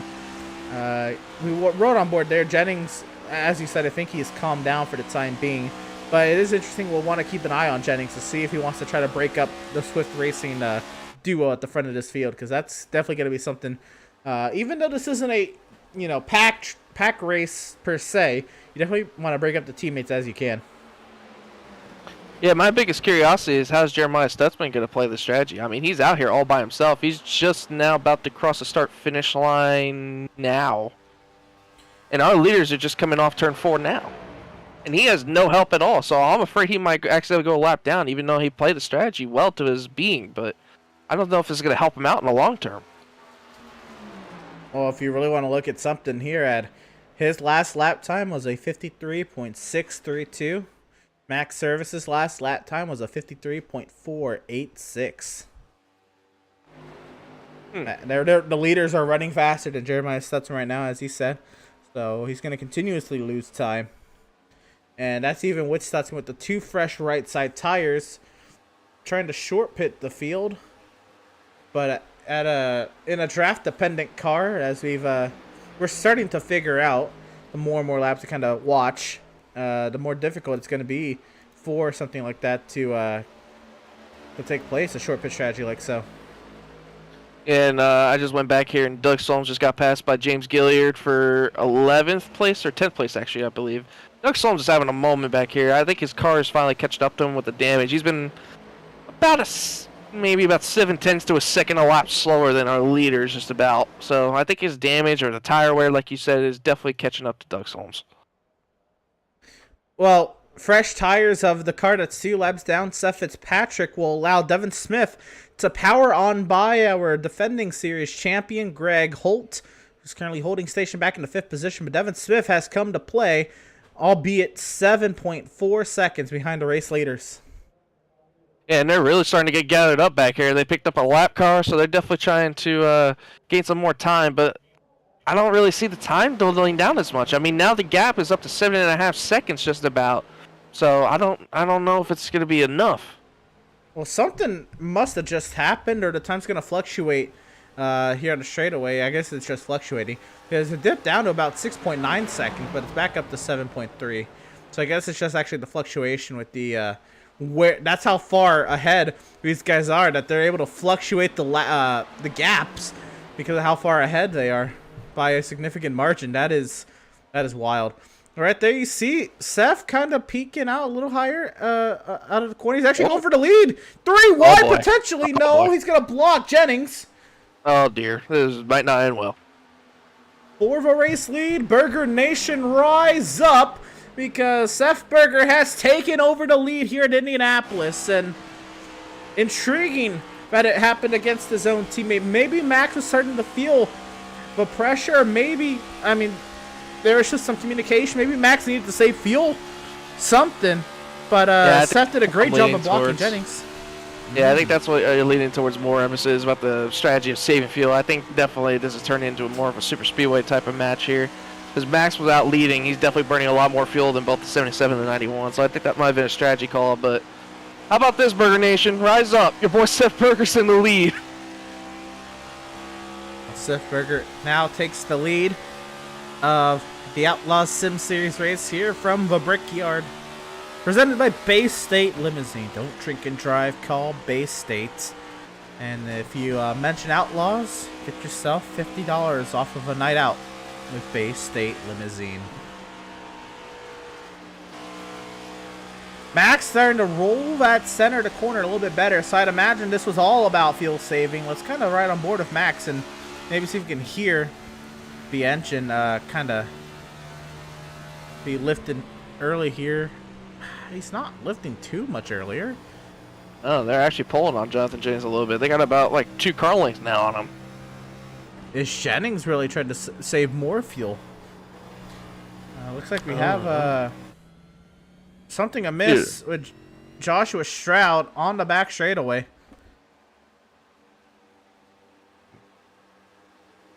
Maybe blowing up? Hey. He's still on power. Gonna try to go ahead and grab a replay. The leaders are gonna work their way on by and see what happened to the 58 of Stroud. Oh no. He has a moment here off of turn number 2. Let's go ahead and see what happens at the 58 of Joshua Stroud. He's had a rough day today. He was involved in so many incidents at the beginning of this race and off of turn 2 all by himself. Oh. Back end just snapped around in the exit. Good save though. But to keep it off the wall. He keeps it off the wall. I don't know how much longer he's gonna run in this race since he kind of had a slow get back up to speed endeavor. He's definitely gonna need new tires though. He's missed the pit box live. We're gonna come back live and he's still trying to straighten out. He just straightened down that pit box, so unfortunate timing. Andrew St. Coeur right up ahead. He's one of those lead lap cars who is pitted. And wow. Maybe it is that close that it's not going to be an easy 2-stop. Maybe it's a 3-stop, and maybe that's why Jeremiah Stutzman decided to pit at 27. Maybe he did the math to make it maybe a 3-stop race. Well, we shall see, but St. Coeur is down and away, back up front to the leaders. Next service, Seth Berger, inverse order of last week, inverse order now. Seth Berger leads his Swift Racing teammate around. They have now gapped Jonathan Jennings by about 0.6 of a second. And while we were away on that replay, Emerson, I just want to pull something out here. Devin Smith has pulled away from Greg Holt, Kevin Thompson, and Andrew Pratt by himself. I was thinking he was going to do that because he looked really fast. Yeah, I just don't know how he's doing it without really much of a draft. I mean, he does have draft help from a lap car a little bit ahead of him, but I mean, I don't know if Greg Holt, Kevin Thompson looks underneath Greg Holt right now currently for P5. But I don't know if it's just these two battling or if it's just they don't want to line up together or somebody has damage or under power, but I mean, he's just pulling away from them.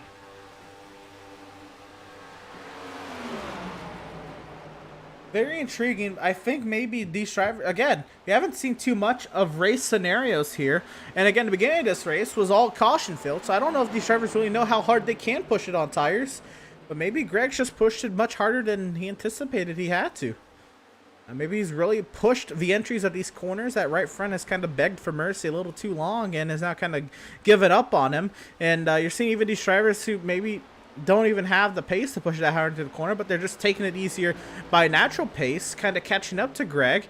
And you kind of see that happening right here with Kevin Thompson, just kind of working his way back up the inside of the 3. Andrew Pratt, remember how he was early pushing, and then he kind of fell off a cliff early. Maybe Andrew Pratt figured it out very early. You got to save the tires.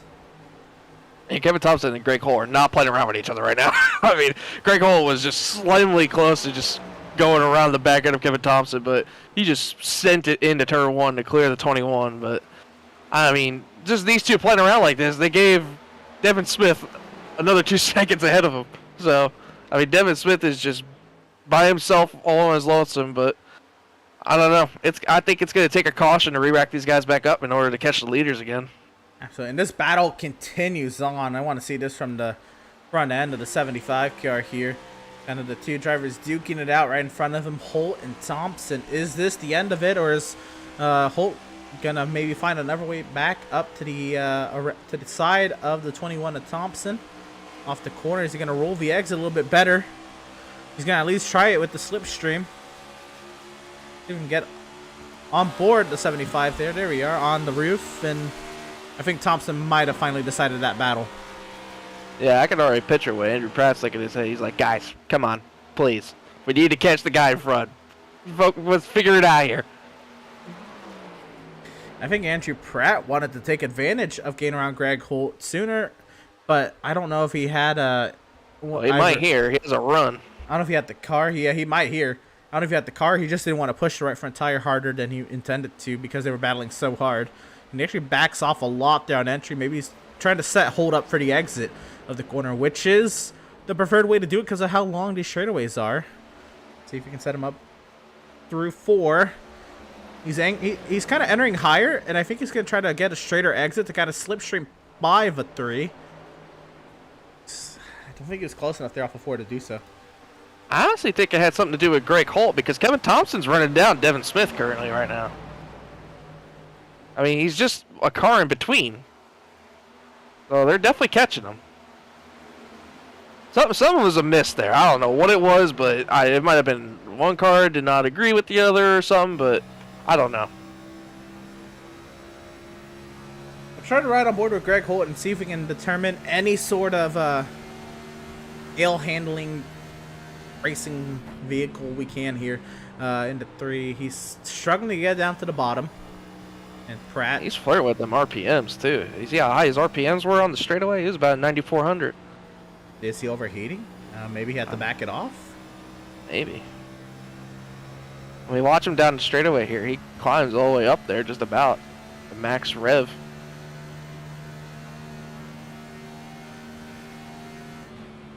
Yeah, he's only got about 120 more RPM to play with. They're at the top of the straightaway, which is not much. Not much at all. You can easily hit 9,500 if you're packed up against somebody's rear end. And you gotta think how much tape these guys put on the cars too. I mean, with how long the straightaways are. I think he's definitely anticipating to take off some tape on the pit stop. But we are now past that 40 range to make an easy 2-stop. But remember, of all the cautions we had early, so you're gonna have to carry it at least maybe another 4 laps or so to kind of even out all the cautions earlier.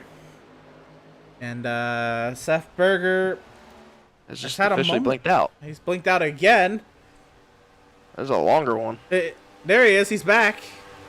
Where is he? It says scoring says he's back. There he is. Oh, yep. There he is. Okay. So. Welcome back, Seth. This is not comfortable for Seth. Or Max for that case. Because, Max is using Seth as draft and as kind of the way he's going to save some fuel. And then all of a sudden, he blinks out. That's not going to ease Max whatsoever. And just behind these 3 is Andrew Secor, who we recently saw on the green flag pit stops. Oh, and we have a caution on the speedway. Caution on the speedway. Jeremiah Stutzman. Oh, no, not Jeremiah Stutzman on his strategy. The caution is out. That is unfortunate timing. Oh, my. He had some help. We're going to go ahead and grab a replay and see what had happened to the 71 of Jeremiah Stutzman. And oh my goodness, what is this mess we're about to encounter? So here is the 71 of Stutzman. Quicker than the 22 of Jacob Reeves, the 96 of Matt Rogers. And he got sideways trying to send it 3 wide. Wasn't enough room. I don't know. Minimal damage though, so he definitely made it. I don't know if that's a yellow. Yeah, I agree. Based on the 2-car rule, but do you want to get Race Control just called it on the 96 and 71, so they just confirmed it was 2 cars. Well, for it to be a caution, yes, it does have to be 2 cars. The first 2 cars that make contact, but right. I don't see how the 96 is in any fault for that though. Right. To be so the rule in the Outlaws Sim Series is the first 2 cars to make contact, regardless of fault, get the EOL for the caution. To kind of eliminate any of the he said she said kind of thing. It's gotcha. The first 2 cars to make contact that bring out the yellow get the EOL no matter what, and that's kind of what's being at play here. Unfortunately, Matt Rogers, just minding his own business, is gonna get EOL'd for that. Yeah, fortunate victim. Wow. As we see the leaders coming to pit road. Definitely one person that'd love to see that caution, Greg Holt in the 3. Oh, goodness gracious. He wants to get a reset. Maybe take some tape off that thing. We're gonna watch these pit stops here, and then I'm gonna send our stage 1 winner, Max Service, your way after the pit stops here, Ed. But first, I want to see how these what the order is following pit stops, because these pit boxes, they're intriguing because, of course, they're sized for Indy cars, and you have to resize them for the stock cars. And man, there's Seth missing the stall by a large margin. Man. Oh no!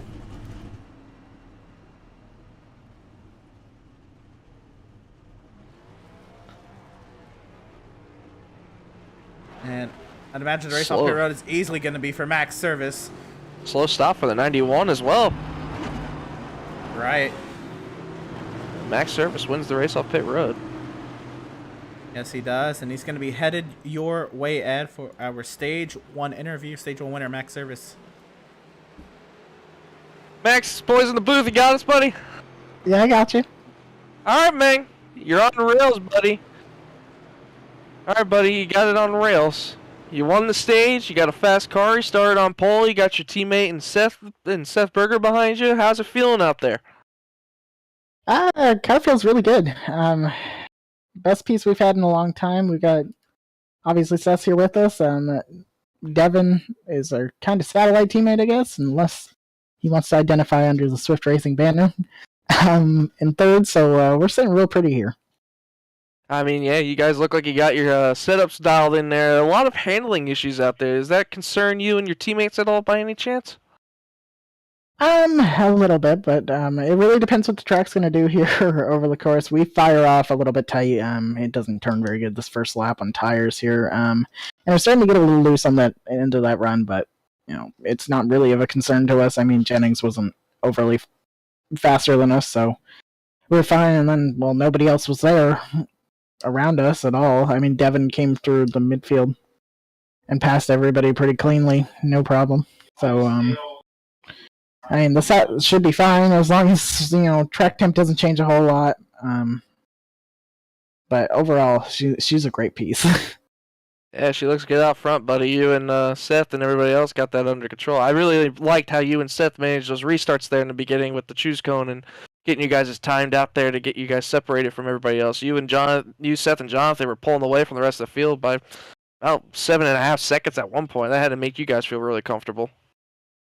Yeah, we were really kind of hoping we'd kind of leave Jonathan hanging a little bit, but obviously he's got a really good set too, so he's hanging with us. But he's a little deeper here on this restart. I'd like to think he's in 5th there, but we've got 3 cars working together, 1, 2, 3 here, so expect the same restart shenanigans. All right, buddy. You enjoy your race, and hopefully we'll see you at the end there. Thank you. Hopefully, have fun up there. Yep. Driver number 81, Max Service there. Current race leader out of Swift Racing. And yeah, it's been Swift Racing dominance so far in this race. Just Seth and Max. Luckily, Seth was able to kind of rebound with his mistake on pit road because I guess Jennings also had a mistake on pit road. And that's kind of what I was leading into, is that these pit boxes are weirdly shaped and weirdly lengthed for stock cars because they're not traditionally meant for stock cars. Yeah, they are, definitely, especially with the amount of wear these guys put on the tires there, that long green flag run. Definitely going to be a lot more harder as they're sliding into their boxes as we're getting ready to come to the green flag here with Max and Seth in the front row here, Emerson. Yep, and we are going to be here to at least catch the restart. And here we are. The field is in the hands of Max Service. We're back to racing from Indianapolis.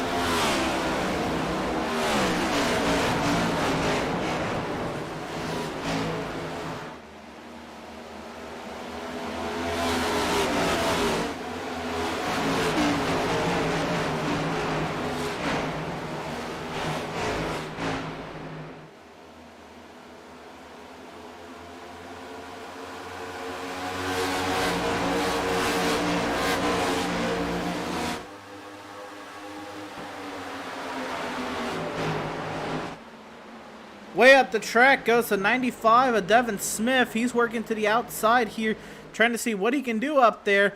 He's got the 21 of Kevin Thompson coming up behind. Jonathan Jennings has fouled his way back into the 3rd position. So despite having Devin Smith right there, we have a driver coming down the pit lane. Right now, there's a 2-car of Seth Fitzpatrick.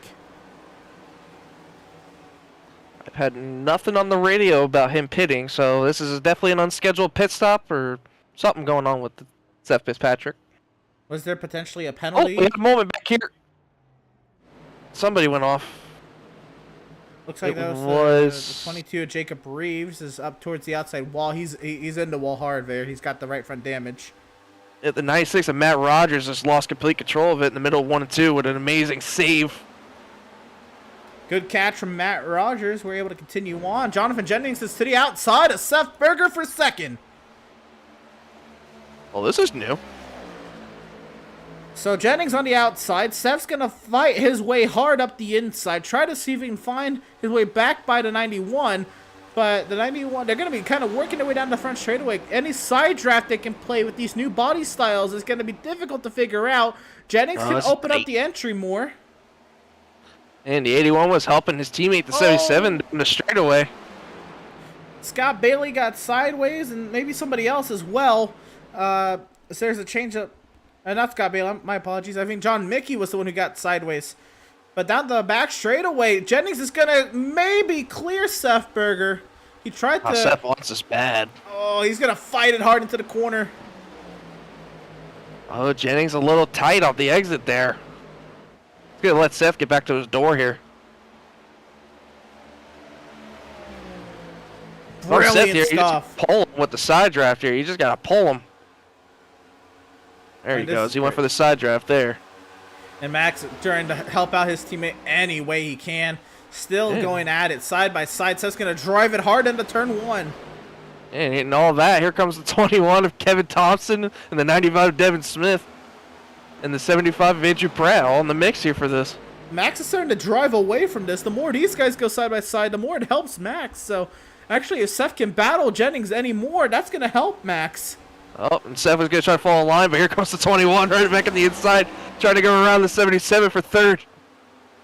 Kevin Thompson looking to back up his great run last week with another good run today. Trying to clear himself, almost trying to clear himself onto the podium. About a headlight clear. Oh, man. Yeah, he almost turned himself into the outside wall there. That was close. Oh, man. And all this, Max is saying, all right, guys, I'll see you guys later. He's about a second and a half clear of these guys. I want to take him to Gapplebee's. That's what he wants to do anyway. A 1.4 second advantage to Jonathan Jennings and company. Kind of by virtue of his teammate battling Jennings so hard, but Jennings is actually going to try to chase Max down. Max is going to try to save his stuff. Jennings is probably going to have to use a lot of his right front tire to try to catch Max. You know, Max actually opens it back up. Oh, man, Jonathan Jennings was really trying to IndyCar that back there. He was separating the draft and everything. He went all the way to the grass just about to break the draft. Actually, I think at the moment, Jennings is concerned might not be in front of him, might be behind him and trying to hang on to the clean air. Well, as much clean air as he can because Max is so far ahead of it. It's essentially clean air for Jennings as well. Yeah, my bigger concern is how much of the tires did the 91 and the 77 use battling so hard for second place. Yeah, Jennings had the outside lane a lot more through that. He didn't have to put the right front under as much stress, but the right front did have to travel a longer distance. So, what's the trade-off there? Was it worth it to hold this second position to keep the clean air and keep the right front as happy as he can? Max. Oh, caution on the track. Caution on the speedway. It looks like McMurtry and Doug Solms. No, Doug Solms is Doug destroyed. Again. Oh, the 84's engine's completely gone. Unbelievable. And I believe this happened with McMurtry first, and Doug maybe had nowhere to go. Oh, and again, Emerson, another handling issue. Here we go. These drivers have not been able to get a handle of their cars today. Yep, losing the rear end. Hard at the inside wall. Oh, don't shoot back up the track. Oh, no. Oh, my no. God. Oh, Doug Solms is nowhere to go. Good. I feel so bad for him, man. He has been in just about everything today. Yeah, really unfortunate. Doug Solms out of Ontario, Canada. The driver, unfortunately, tagged McMurtry McMurtry's re-entry to the racing surface. Well, involuntary re-entry, I should say. He could have held the brake a little bit better. That hurts. Oh, man. I feel so bad for Doug, man. I mean, for being involved in the one caution and barely hanging on to the top 10, he was doing such a fantastic job, and I'm pretty sure this one just ends his night. What a rough night. It won't help it by any means. But what this does mean is I haven't even mentioned it, but stage 2 is going to end at the completion of lap 54. And Max is already looking in prime position to take this one as well, unless there's a change of strategy here. Max is going to pit, and Kevin Thompson's going to stay out for potentially a stage victory here. Now he has to complete. He has to be the leader at the end of lap 54, so technically he could be the leader on the restart. But if he if he has a mistake on the restart, he could lose the lead and lose the stage as well. I love this call by him and Andrew Pratt. I mean, you got nothing to lose, right? I mean, Kevin Thompson's sitting 12th in points. Andrew Pratt's 4th. I mean, just wing it. Give it a shot. I mean, you gotta know all these guys behind you. I mean, you got a couple, what was it, 4 cars that stayed out? Yeah, about 4 cars stayed out. Everybody else is going to be on 4 tires. I mean, you're just wasting another set. I'm going to go ahead and bring on up driver of the number 75, Andrew Pratt. I want to hear from you, Andrew. The strategy's kind of been all over the place today with all these weirdly timed yellows, a lot of handling issues out there. Your number 75 has looked pretty good today, maneuvering through the field up.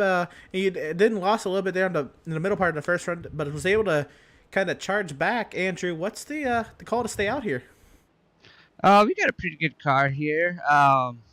You know, probably top 5 car, but we're just kind of in tire save mode. We're kind of a little loose, but it's manageable. But just gotta be smart about it. Still a long ways to go, and going for stage points. I don't know why all these guys pitted right here and gave up stage points, but maybe they didn't. Maybe we're sitting ducks. But yeah, it's been a good season so far. Running where I feel like we deserve to run. So yeah, just keep the nose on it and hope for the best. Fair enough. Well, Andrew, again, you've been flirting all through the midfield kind of all day long. I know you're going to be in second, but this kind of... Oh, goodness. I thought Kevin Thompson might have lagged out there. But you're going to have at least some sort of front row view for this restart down to turn number 1. What's the change in scenery going to do for this number 75 car? It's hard telling, not knowing, I guess. But clean air is always king. I'm just afraid it might be a little looser up here in this clean air. I'm actually a little better following someone. But let's see, we're good on the long run. So let's just hope we can hold on for some stage points here. Well, actually, the stage is going to come to an end as you cross the start-finish line here. So I guess technically, if you get a great start and Thompson has a mistake, you could win the stage. But it's going to be an intriguing run down to the line. But at that, we look to the race now. It's been a great run so far for you. What would you kind of, I guess, leave tonight's race kind of being content with now that you've ran this well to start off anyway? Come again? I couldn't hear you there, Emerson. I was saying, now that you've ran, this long into the race, what would Andrew Pratt leave Indianapolis tonight feeling content with? I'm content with the top 5, but we're always going for a win, so, but we'll be smart about it. Absolutely. Well, driver of the number 75, Andrew Pratt, gets a start to the outside of the front row for this restart, Andrew. Best luck to you, and hopefully we're talking to you on the far side. All right, thank you. Send you back down to Twisted Axle, right? Oh, yeah. 75 Andrew Pratt there. That bright orange Gatorade number 75. And it's going to be intriguing here. Ed, we're going to have a race to the start-finish line, 4-hour stage. I've never been more excited in my life. It's like drag racing all over again. It will be a literal drag race to see who will win stage number 2. Trying to find ourselves the best angle of it. I guess we're going to just get an angle of them coming at us. But here we go. We are racing once again at Indianapolis until the line. Kevin Thompson will win the stage. How exciting was that? Oh, man. I don't want to make anything, Emerson, but look who's back in the picture here. The 71 car. Jeremiah Stutzman. After that one wreck, making the strategy call, taking 2 tires, he's battling for P3 now with the 12 of Andrew St. Coeur. Yeah, Andrew St. Coeur up here. Jonathan Jennings overtook Max through that round of pit stops, actually. Oh, St. Coeur way up the track. And St. Coeur's going to lose out to Jonathan Jennings. And he's actually going to be going on to battle Max. He's actually going to lose out to Max here. He's going to fall back in a little bit of a in-house rivalry. Jeremiah's going to move on Andrew Pratt here for second. Seth's going to look to get on by St. Coeur, but you're right. Here's the battle for second. Andrew Pratt and Jeremiah Stutzman. The more important battle. Stutzman, who was just wrecked a few laps ago, looking to clear his way up into second. And now sets his sights on Kevin Thompson out in the lead. 2 races in a row. Kevin Thompson We got a caution on the track, apparently. I don't know what for. Randall Barnett and Matt Rogers have had an incident, and they're still wrecking up in turn 2. Oh, my. That's a big one. And this is not the race we wanted to see. But, Ed, I'm going to go ahead and give you one lucky guess and figure out what was the cause of this one. And I could give you the one lucky answer I always tell you, bud. Handling once again. Another handling issue. Matt Rogers here in the turn number 1. He kind of catches up to Seth Fitzpatrick a little faster than he intends to. So he has to check it up a little later. Or a little weird. And, just to overcorrect. Nowhere for Barnett to go. Does everybody miss Barnett? Looks like everybody misses Barnett. Good job on both of them to hold the brakes after they got in the incident. And good job by the other drivers of avoiding it, too. But Randall Looks Barnett. Like Matt Rogers kept it going, too. Yeah. Not too much damage, but unfortunate issues there. I want to see here, Kevin Thompson, if he's going to pit now that the stage is over. But Kevin Thompson will be heading your way. We'll see if he pits after his pit stop. But if he doesn't pit as he passes pit entry, Ed.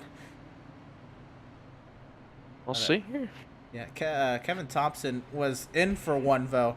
He was getting some laps led, which is nice. 2 weeks in a row for Thompson to get some laps led. He barely squeaked into the playoffs in Season 1, and unfortunately did not have the same kind of luck in Season 2. So here in Season 3, to get some laps led early in this season, it's got to feel great. And looks like Thompson is going to head down pit lane with Andrew Pratt. Ooh, Jeremiah Stutzman staying out. Jeremiah Stutzman. He's one of the ones that stayed out along that last caution, too. Interesting strategy here. Stutzman, again, I think he's really working this like a road course race more than anything. Might need to check if that's Joey Logano in there or not, because my God, the moves he was pulling on that restart. You know, I didn't even realize Stutzman was a Logano fan. Last I heard, he was a Roush fan. He's ran Logano paint schemes all season long, and he's made a match. He ran via the AAA car at Auto Club earlier this season. But we're going to go ahead and let Thompson finish up his service, and we're going to be sending him your way, Ed. Our stage 2. Yeah, I think he just had a mistake at his pit road, too. Oh, no. Another one of those mistakes on pit road. Yep, he's going to get beat by Andrew Pratt here on the exit. Well, we can go ahead and figure out what just happened to the 21 of Kevin Thompson right there. Kevin Thompson, it's the boys up in the booth. You get a copy. Yeah, I got you. All right, my man. You made the bold strategy call staying out while the other guys pitted, and it paid out for you in the stage win. Talk us through it there. Yeah, I just stayed out, get some points, helped me in the standings, and got a fast car tonight. Just got to keep it clean, keep the tires underneath me. Yeah, I love the call. I mean, you're sitting, I believe, P12 or P13 in points. I mean, I personally would have done the same exact thing if I were you in that situation. I've been watching you most of the night. You definitely have one of those strong kind of race cars, and Now you got 4 fresh tires. Tell us what you think you're going to have to do to get back up there in the front and contend with the 81, 77, and the 91. Just take my time and let the track come to me and not race the cars around me and not wear my tires out. All right, man. Well, I appreciate you coming out in the booth. Good job on the stage win, and hopefully we'll be talking to you later. All right. That is our Stage 2 winner, driver of the number 21, Kevin Thompson. Again, great stuff. Thought surefire Max was going to win both stages. Max decided, he's going to take the opportunity to pit. It was about 11 laps since they had pitted from the previous caution, and oh goodness, the choices were being made there. Jeremiah Stutzman elects the outside lane as the race leader. This might make it interesting. Yeah, I think Stutzman. I don't know. I don't know how I feel about it. But I think he also understands his situation compared to everyone else. I feel like Jonathan Jennings is in the catbird seat right now. I mean, he's got the 4 fresh tires, and I mean, besides him, I mean, the 81 and the 77 been the dominant 3 cars that we've been seeing all day today up front. I mean, this has got to be good for Jonathan Jennings. He just has to make sure he's ready on this restart to get on the gas and just hopefully be clear of Jeremiah going into turn 1. I mean, he's just got to hope that either Seth or Max don't get as good of a restart. Yeah, I don't know. Now the thing to notice, Stutzman's in control of the restart, and Stutzman could catch Jennings off guard, potentially by going at maybe very early or waiting very late. Who knows what kind of a game may be played here on this restart. But Ed, we're also just about to start the second half of this race. We've already kind of ran. What are we looking at? About an hour, 15-ish minutes into this race, and we're looking at another hour and 15-ish minutes. So looking about a race about the same length as Atlanta as well. So the drivers are going to start to feel it as well, along with battling how loose these cars are. It's going to be something down here in turn 1 and 2, especially because we get later on into the race. But there is the iRacing County safety vehicle finding its safety in the pit lane. The field in the hands of Jeremiah Stutzman. We are racing already from Indianapolis.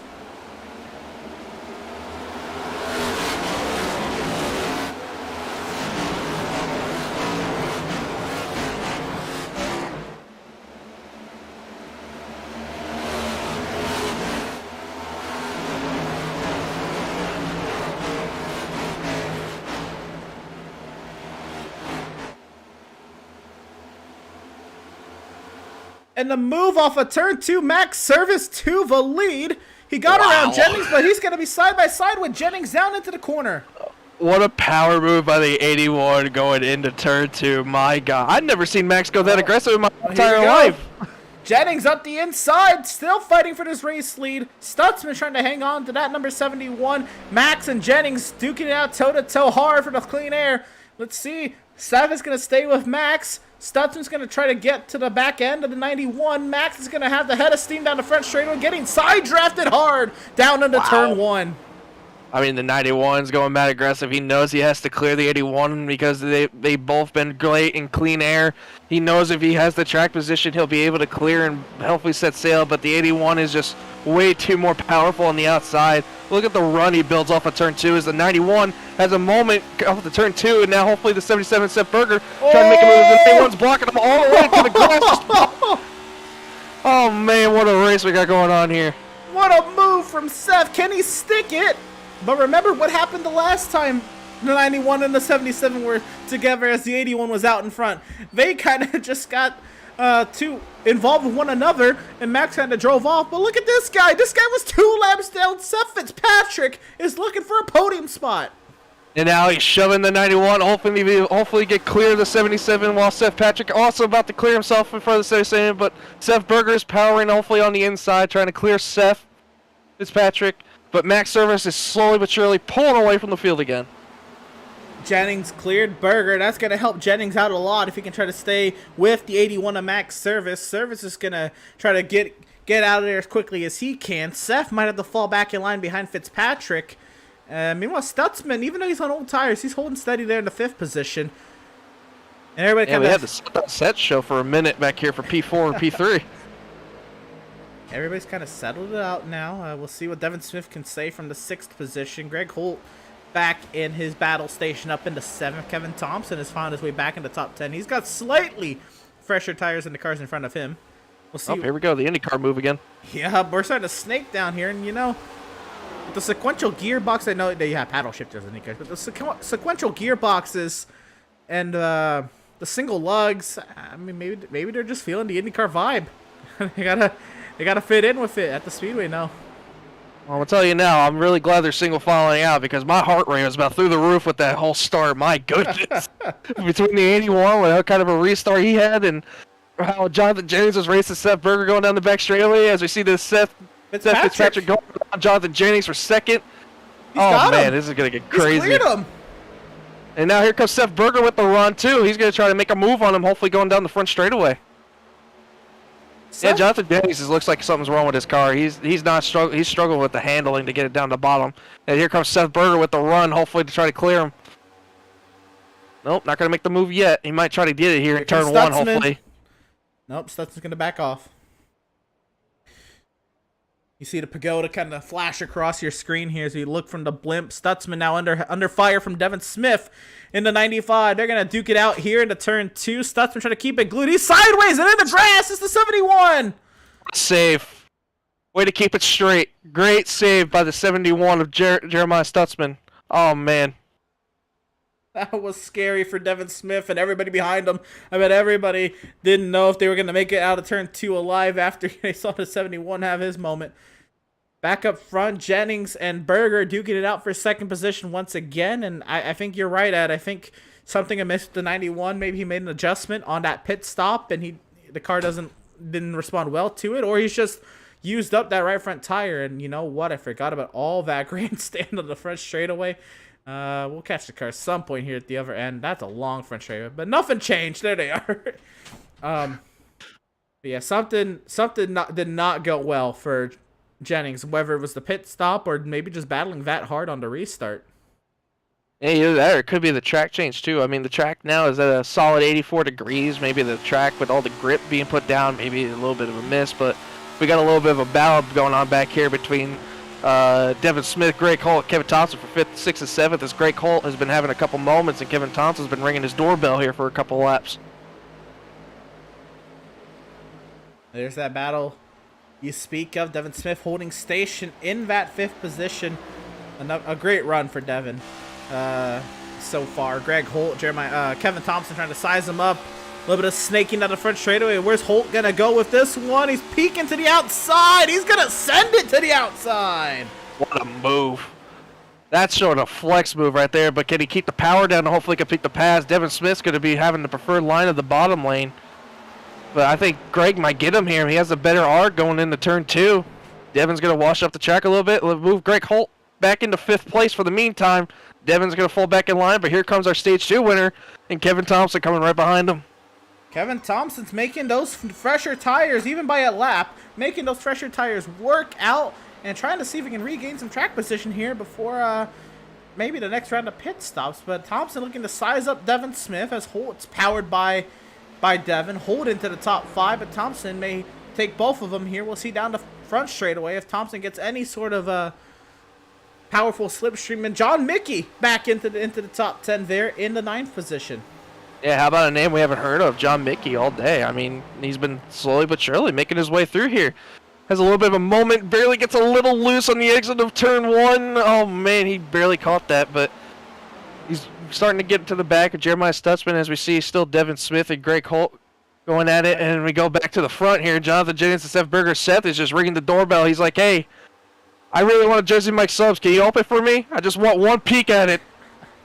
Oh, we're looking at that, but I think we got to go even another couple spots higher because Seth Fitzpatrick has closed that gap to max service. He was 2 laps down at one point, and he is now looking to try to take the race lead in the first 70 laps. Man, something must have woke up in that 2 machine. Man, he's on rails right now. He's running faster lap times than our leader. He's about a tenth and a half faster than max service right there at the line. But I mean, my goodness, what has woken up in this 2 machine? I don't quite know what it has been, but I knew Seth Fitzpatrick had the pace to get this done. I figured he was going to get a win last season. He kept putting solid runs week after week, and it just never came. We were kind of waiting, and slowly but surely, the season kind of continued to go on. He kept getting top 2s and everything, and we just didn't see Fitzpatrick put the whole deal together. And while there's still a lot of racing to go, there's no, for sure saying that Seth Fitzpatrick is gonna win tonight. But he hasn't had this kind of a performance all season either. Seth Fitzpatrick really struggled with the transition to this next gen car from the trucks last season, and I think this is a great showing for him. Even if he doesn't get the win done today, or like get the win from today's race, it's a great showing. It should be a great confidence boost as we get into the meat and potatoes of the schedule. Yeah, we may or may not get a caution here. But the 56 of Adam Gardner is very, very slow going into turn 3 currently. I don't think he's under power at all. I don't hear his engine running or anything. He is very slow. And that is a quiet engine. Unfortunate. See it there? 300 RPM. I'll tell you, these cars idle at 2,000.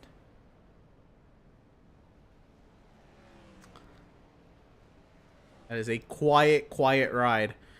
Adam Gardner, and it won't bring out a caution if he can't make it back to the pit lane. We may have a moment here in the top 5.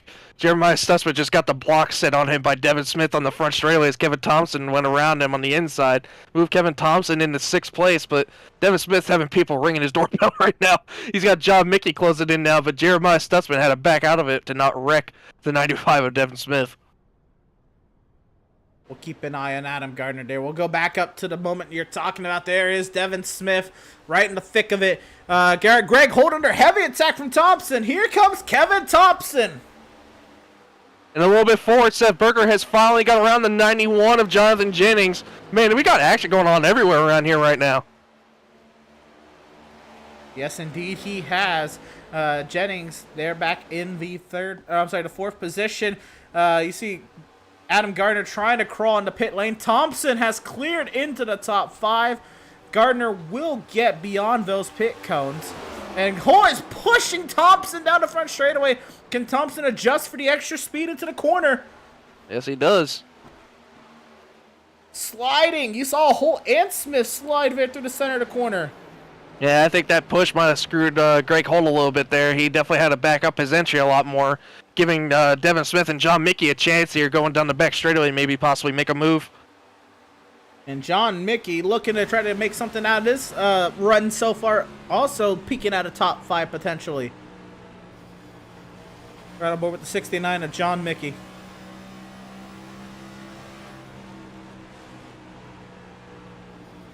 Trying to roll the center of the corner there. Again, turn 4. Getting through turn 4 well. Getting through turn 2 well. So pivotal. Look at this run he's got on Devin Smith. He's going to send it here. He has to. He's going to back off. Oh, my gosh. I would have sent it right there. No way. Oh, Devin Smith really loose getting on the exit right there. Yep, and I also saw Greg Holt get loose on the entry. Both of those drivers dealing with handling issues. And John Mickey is licking his chops, but how is he gonna get around Devin Smith if he doesn't take a run like he just had there off of turn 4? Man, I don't know. John Mickey's got to set this up perfectly. I mean, Greg Holt's handling, I think, is starting to finally go away again, as we saw previously, as Devin Smith gets underneath him here for P6 right now. And John Mickey's just going to wait and hopefully set this up perfectly to where he can get both of them in one shot. As Devin Smith's going to clear Greg Holt on the exit of 4. Move Devin Smith to P6 right now. I think John Mickey was hoping that would go on a little bit longer, and unfortunately it did not. At that, we continue on. Mickey, a little bit of a moment there. He came off of turn 1 a lot shallower on corner exit than we've seen him. And now Stutzman might be sizing up the 69 for a potential position there. Andrew St. Coeur back up inside the top 10. Andrew Pratt has tagged the wall. You can see his bright orange 75 up towards the top right of your screen with some right front damage as well. Yeah, that's going to hurt him on straightaway speed, too. I mean, just any sort of lick to these cars, either on the right side or left side, will hurt aero-wise with the draft. So you got to be careful not to smack the wall too hard. And, yeah, Adam Gardner getting extended repairs on that Scooby-Doo. Where are you, Toyota Camry? That may be day done. But back up to the lead. Just checking in. Fitzpatrick has not passed Max Service, but he's kept right there in the tire tracks of the 81. There's Scott Bailey making another re-entry to the track. And look at the leaders right to the bottom side of the racetrack, wanting to get that added draft into the corner. Yeah, and I've been watching the lap times for both these two. They're about running about similar to just about identical lap times. So it's not like any one of them is running faster than the other by a significant margin. So they're both really close in laps, but one person I definitely got to keep a mist on, that 77's kind of coming again. Burger Nation's coming. Does Seth have this place figured out a little bit better than his Swift Racing counterpart? We shall see. We also saw Seth make a pass on Max later on into the run. Was it a strategic move for them to switch spots, or was Seth just getting better on the long run? We're about approaching that point. We're about 5 laps from the point where Seth made his pass on Max in the first run. And Jeremiah Stutzman must have had a moment back here or something, because he lost 2 spots to both Andrew Secor and Andrew Pratt. I don't know if he just had a moment or if he just gave them both up because they were on fresher stuff, but Jeremiah Stutzman's falling back and in a hurry. Not entirely sure, but Greg Holt has passed Devin Smith. I think Devin Smith maybe made an attempt to get by Greg Holt and was unsuccessful. John Mickey. No, my apologies. We did see Devin Smith get by Greg Holt. He's gonna try it again, though. Down the back front straightaway. Where's Devin gonna go? It's peeking to the left side. Peeking to driver's left, but not gonna send it. Yeah, probably just trying to get some clean air on that nose. Hopefully he can get the better entry. I think the dirty air is definitely starting to play a factor a little bit here. So Greg definitely struggles through the center corner. Here we go. Devin's definitely got the run. He's definitely going to try to shove it up the inside here. As Greg is just, I don't know what is going on. It seems like he's not as good as I thought he was on the outside. I think his inside is preferred line. So I think that's what every single one of these drivers back here is noticing, that Greg is not preferred on the outside line. So definitely see Devin Smith try to push him up to the outside a little bit here. But you know, as that happened, Greg got the better run out of 2, and he was able to pass Devin Smith right back on by. Maybe it's at certain corners. Might be certain corners for that 3 car. I don't know. But at some points, it looks like he struggles to hit the bottom, and then there's some points he struggles to hit the top. So it's like it's either corner. But John Mickey's now looking to get by Devin Smith here. He's looking to the inside of him. He's at his corner. John Mickey to the inside and trying to see if we can get by the 95. Still going at it. It's like every car we've seen that goes in the inside line of another car on the outside has had a moment about going into turn 1, either when it's loose or it's tight. Oh, contact! Devin Smith's going to go around! Oh, no. They keep it going straight, but that is going to hurt Devin Smith's race and almost more than likely end his competitive evening. Yeah, that whole right side's killed on the 95. Oh, man. No. We still good now. And John Mickey, just like I think what happened with Seth Berger at Atlanta, was maybe trying to side draft, maybe trying to file in behind. This time it won't bring out a caution, but John Mickey will get the upper hand of the outcome of that incident. Emerson, we're about to have a battle for the lead here. Max Service has been loose on the exit of both 1 and 2 here, and Seth Fitzpatrick is coming. Fitzpatrick sizes him up, and you know, remember what I said earlier about Max and Seth and why they switched spots? Not only maybe does Seth get a little bit better over the long run, Max maybe uses up his stuff a little too much, and Fitzpatrick, he was 2 laps down earlier. He was able to study early without really compromising his race too much. It was already compromised. So now he gets to put all that stuff he studied to the test. You see Max sideways to the center of the corner, but Fitzpatrick not able to take advantage of it under power yet. Yeah, that 2 car just looks like he's on the rails. This is the best I've seen of this 2 car all day. I mean, we mentioned he was 2 laps down earlier in the race. You come back from 2 laps down and then have a move like this. Oh yeah, he's gonna size him up here. No, I think maybe he's just. I think maybe he just might be saving fuel a little bit. I think he's trying to play the strategy game, or either that, or he's trying to get under Max's skin. As Max goes a little bit wide going into turn 3. Maybe I think he has to start thinking maybe I need to get in front, because I think if Seth gets in front of Max, he's definitely gonna pull away from him.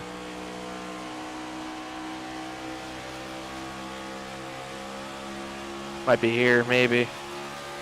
No? Nope. Okay. This is interesting. This is the most anticlimactic battle all day. I wonder what Max is thinking in this scenario.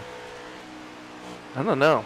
I think at this point, Max is probably... I think Max just needs to take it easy, not push his car as much as he thinks he has to. Because if Seth wanted to pass him, he would have passed him by now. So if he's not passing him yet, then he needs to just take care of his stuff. I know he's been pushing it sideways loose just about on the exit of every corner, but... I think at this point, if you're noticing Seth is just going to back off like this, then I'm just take it down a notch and just take care of your stuff. Make it to the next point where you have to come pit. Because I think we're probably going to have to see some pit stops soon. So I highly doubt these guys are going to go a full stretch on these tires, knowing how the tires are much more important than anything here. Well, here's the thing. When is that pit stop? We're now within 40 laps to go. Fitzpatrick's gonna peak. Is he gonna send? He's gonna send it in the 1. Here we go. Oh boy, and Max was not ready for that. He thought about it for a second, but then he finally got it the last second. But Max is gonna try to power him on the outside. Let's see if he gets it again. He did this to Jonathan Jennings before. Let's see if he does it again. They're gonna be even coming down the back straightaway. Fitzpatrick a little sideways, or maybe intentionally trying to fall off the 81. They are in a dead heat. Timing is scoring is showing 1/1000th of a second, side by side down the back straightaway. Still side by side into turn 3. Max a little sideways there. That might hurt, but Fitzpatrick a little sideways on exit. Yeah, Max is going to have the preferred line coming out of turn 4. He's going to have the better run, but I think the 2 is just better on the exit every corner than the 81. I think he's going to be able to, once again, just stay even with him. If I'm the 2, I wouldn't be separating this. Just side draft him. I mean, you're going to have to do it at some point, or else you're going to just fall back in line. I think it looks like he's just going to try to fall back in line. Yeah, that's exactly what happened there. Good eye, Ed. And, wow. For a moment there, it got really dicey. And all of that, the 77 Seth Berger and 91 of Jonathan Jennings, they gained about a second and a half on them. They loved that. Yeah, Seth and John are probably like, hey, go do it again. I'm right here. Keep doing it. Keep going more. 2.1 seconds the gap between Fitzpatrick and Berger. But we're now within that fuel window. If you think this race is going to go green to the end, I would pit now. If you're one of those people who wants the short pit anyway. If you think you're better in the long run, maybe go long. But definitely, if you need the short pit, or if you're in an unfavorable position, but you think you can still win this race, pit now. If you think this race is going to go green to the end. If you feel yeah, for the viewers at home. Yeah. Yeah, for the viewers at home, the 75 have just got around the 12 of Andrew Secor. So any of you Andrew Pratt fans out in the chat, Andrew Pratt is now in 9th place. And pretty much every from there in single file. But going back to what you were saying, Emerson, I 100% agree. If you're going to think you have a better long-run car and you think you can outpace these guys that are out front, try to close the gap up as much as you possibly can and pit now. I mean, if you think you can hold on to the tires for that long by yourself, pit now. But in my scenario, I've never been good on the long run in these situations, so I kind of want to have the short-run car, knowing how good of my car can be on a short run. So, like, for instance, the 77, the 81, the 2. I honestly think the 2 is better on the long run, so I might honestly wouldn't be surprised if the 2 pits first. A little bit of smoke there at pit entry. I believe some drivers have made their way to pit lane. And the snaking down the front straightaway continues, intensifies as Max opens up a little bit of a margin over Fitzpatrick. Did Fitzpatrick use his stuff? Is Fitzpatrick saving? What is going on inside the mind of the driver behind the 2?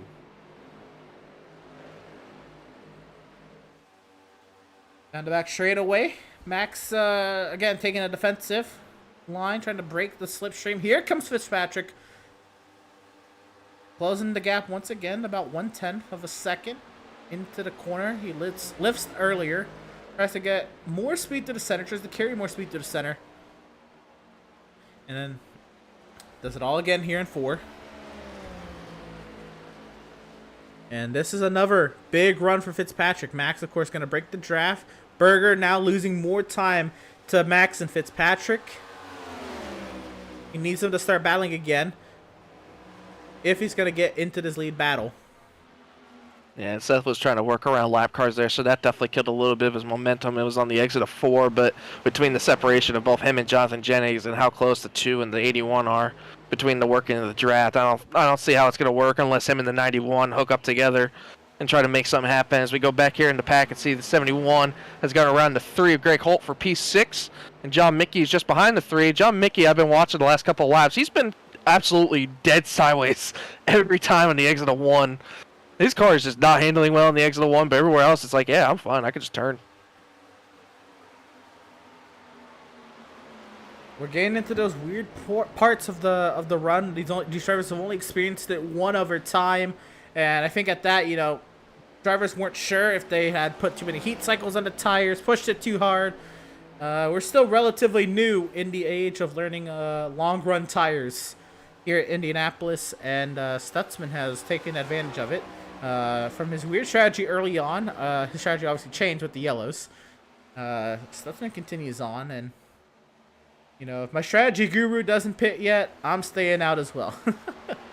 Yeah, going back on what I said earlier about the whole pitting early and everything, I wouldn't be surprised if the 71 pitted early and did the same thing again. But I mean, he knows how that paid off last time. I mean, he got unlucky with traffic and got involved in a wreck. I mean, I don't know if he wants to go through that again, but I don't think he has enough of a gap close enough unless he starts powering some really good laps to be able to even contend maybe. I mean, he's 11 seconds back just about, and it's going to be close.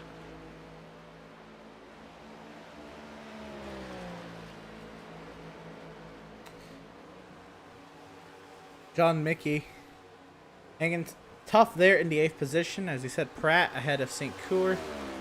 Down in 9th. Devin Smith has fallen back to 11th. James Gilliard hanging out on the lead lap. In 12th, Randall Barnett, Matt Rogers, Jacob Reeves round out the lead lap cars. Still running, we have Scott Bailey, Brad Bothwell, and Jason Miz. The 3 cars still running in this race off the lead lap. Looking to try to maybe make it the 30 laps to go before pit stops happen, as now drivers have gone about 34 laps on this stint. This is about that halfway point if people think they're going to go green to the end. But remember, we got the Stutzman yellow because Stutzman pitted at a weird time and he had fresher tires than some of the cars on the lead lap, and he tried to, you know, make it 3 wide, and he got collected with Rogers. But Jacob Reeves is on the pit lane. He's a lead lap car. He was the last running lead lap car, but he was a lead lap car at that. Yeah, he did. He was about to go a lap down. The leaders were just behind him. As Greg Holt has a moment. Oh my goodness, he about had a moment off of turn 1 right there. Oh, and Andrew St. Coeur had a moment as well. Very sideways off of turn number 1. Back up front. Actually, Jennings getting a little closer to Seth Berger, that is. Trying to close. Yeah, they're that both gap. running down the leaders again. I mean, it was from 2.3 to 2.1, and I don't want to say it, but the fastest car on track that last time, the last couple of times, the 91 of Jonathan Jennings. That's correct. We'll see this time. Max actually runs a 6 that lap, so Max was the fastest that time around. And All right, Jeremiah Max, what are you Stutzman has hiding? pitted. Oh boy, here we go. All right, get the pens and paper out, people. Here we go. Let's see if this pays out for the 71. I mean, did I call it or what? Of the meaningful cars, Jeremiah Stutzman was the first of those to pit. I would not be surprised if that starts to pull a little bit of strings here and starts to get some of these people down the pit road now. Absolutely. Definitely the people who are running around Stutzman are going to look to come in the next lap. Clean in the box, by the way. Right for sides going on. He'll get lefts. Our top 4 have not pitted. Neither has Kevin Thompson in 5th. 16-7. That is a long stop. Randall Barnett has came in. Nothing from the top 10 yet. And he misses the box. Oh, no. Oh, Devin Smith is on pit coming road. in. Here he comes. Yep. Devin Smith was 11th before the round of pit stops began. And Jeremiah Stutzman is a first car a lap down currently right now. So if the caution were to come out, Jeremiah Stutzman would get the free pass. All right, nothing this time from any of our leaders. Top 4 have all went past pit road. Nothing yet. Oh, here comes Kevin Thompson. Kevin Thompson to pit road. Kevin Thompson's coming in. I do want to see what Devin Smith's time is before he drops the jack and gets out of there, and it will be a 7. Oh my goodness. Oh, was Devin speed? Devin might have sped. Either that or he might be fixing some of the damage, maybe. I don't know if you want to fix damage on your last pit stop of the day, though. I wouldn't either. It might be right. It might be speeding for the 95. Unfortunate. Just from a bad day to going worse. Oh, man. Unfortunate. Kevin Thompson getting his service. Max service in the set 2 sets. Patrick are coming around turn 4 right now. I'm going to keep an eye and see if they come to pit road yet. A 15-second stop from Kevin Thompson. Seth Fitzpatrick on pit road. Seth Fitzpatrick on pit road. And Jennings. Here comes Jennings. Oh, here we go. This has got to bring the 81 and 77 next time. They have to pit next lap. Up, John Mickey and Andrew Secor on pit road as well. Yep. We'll get Fitzpatrick. He was the highest running driver.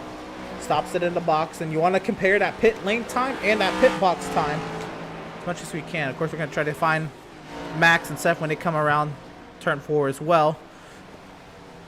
Greg Holt is still out there too. Andrew Pratt. Down and away, a 14.7. 4 of a 2 of Seth Fitzpatrick in the box. See Jennings. Kevin Thompson stayed on the lead lap there too. 15.3. Yeah, Thompson was able to stand the lead lap. Here comes Max service. Yep, here comes our leaders. And Seth Berger. Seth will stay out. Greg Holt's just coming off turn 4 now. With Andrew Pratt. I think Greg Holt is coming in. Nope. Okay, he's staying out. Andrew Pratt is pitting now. Yep, Andrew Pratt. In the background. Here it is. We saw Fitzpatrick 14.7 in the pit box. Seth Fitzpatrick is ahead of Jonathan Jennings by, I want to say, about a second and a half, 2 seconds now, just coming off pit road. And Seth Max Fitzpatrick is in the 3 now. In the box. And remember, they also have to get up to speed. Emerge smoothly. Pratt, you see coming into the box back there. Max getting the left sides. Yep, Seth Fitzpatrick is coming down to the start finish right now. Let's see how this 14.7 as plays well. out. Here comes Seth going into turn 1. Let's see how close this is. You see Seth Fitzpatrick on the track. Max, he's got to power it through the access lane here. Fitzpatrick around the outside. They're going to be racing on pit exit. Fitzpatrick's going to get the run. Fitzpatrick's going to clear Max. And that's going to break the draft down the back straightaway. Just to keep in mind, Seth Berger has not pitted yet. Seth Berger still has to complete. Seth Berger still has to complete his green flag pit stop if he is, unless he's praying for a caution. Andrew Pratt is just coming off pit road now. Oh, Seth Berger just calmed over the radio that he is coming in this time.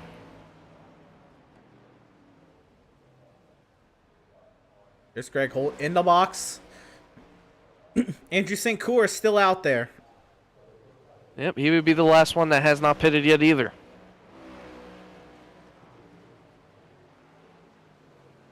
So once this cycles out, Seth Patrick is going to be the leader. Actually, my bad.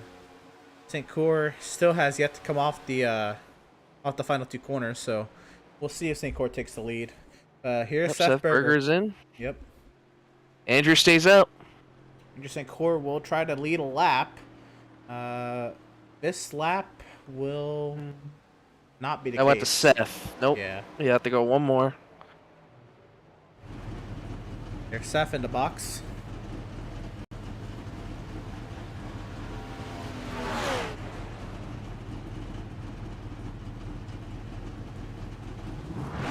Greg Holt must have lost a ton of time up pit road. But Seth stayed out way too long. There's Fitzpatrick going on by.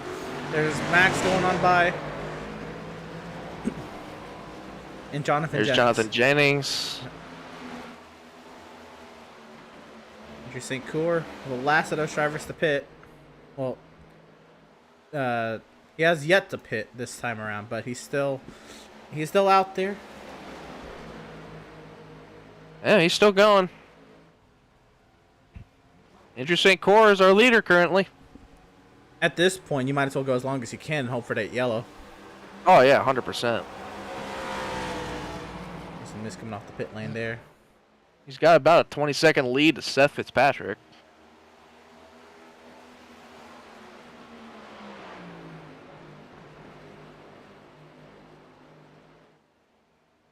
Well, Max Service is 6/10 back of Seth Fitzpatrick, but this is the shortest defined run of the day. So Max will be able to kind of gauge how far he has to push. He can go about the length of the rest of the race, pushing his tires the way he has all day. And the bigger thing too is like none of these cars have draft help really. Maybe Max in this situation, but Seth Fitzpatrick has no draft help. It's basically going to be solo on solo. And by looking at the lap times, Max Service is faster. Andrew St. Cour is in. So now this should cycle out to where Seth Fitzpatrick is now our leader. All the pit stops have cycled out. There's Seth Fitzpatrick on the front straightaway.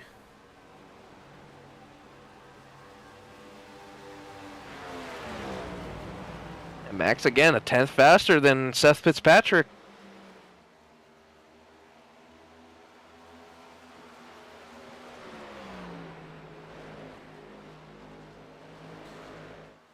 So Max has brought it down to under half a second.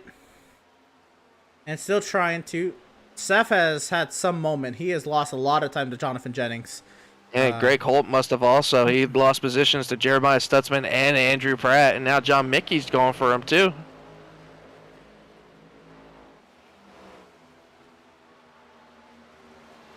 John Mickey coming back down pit. Or that might be from earlier. I thought I saw something about where he said he was coming to pit road. Might be a miscommunication on my part. Here we go. 22 laps to go.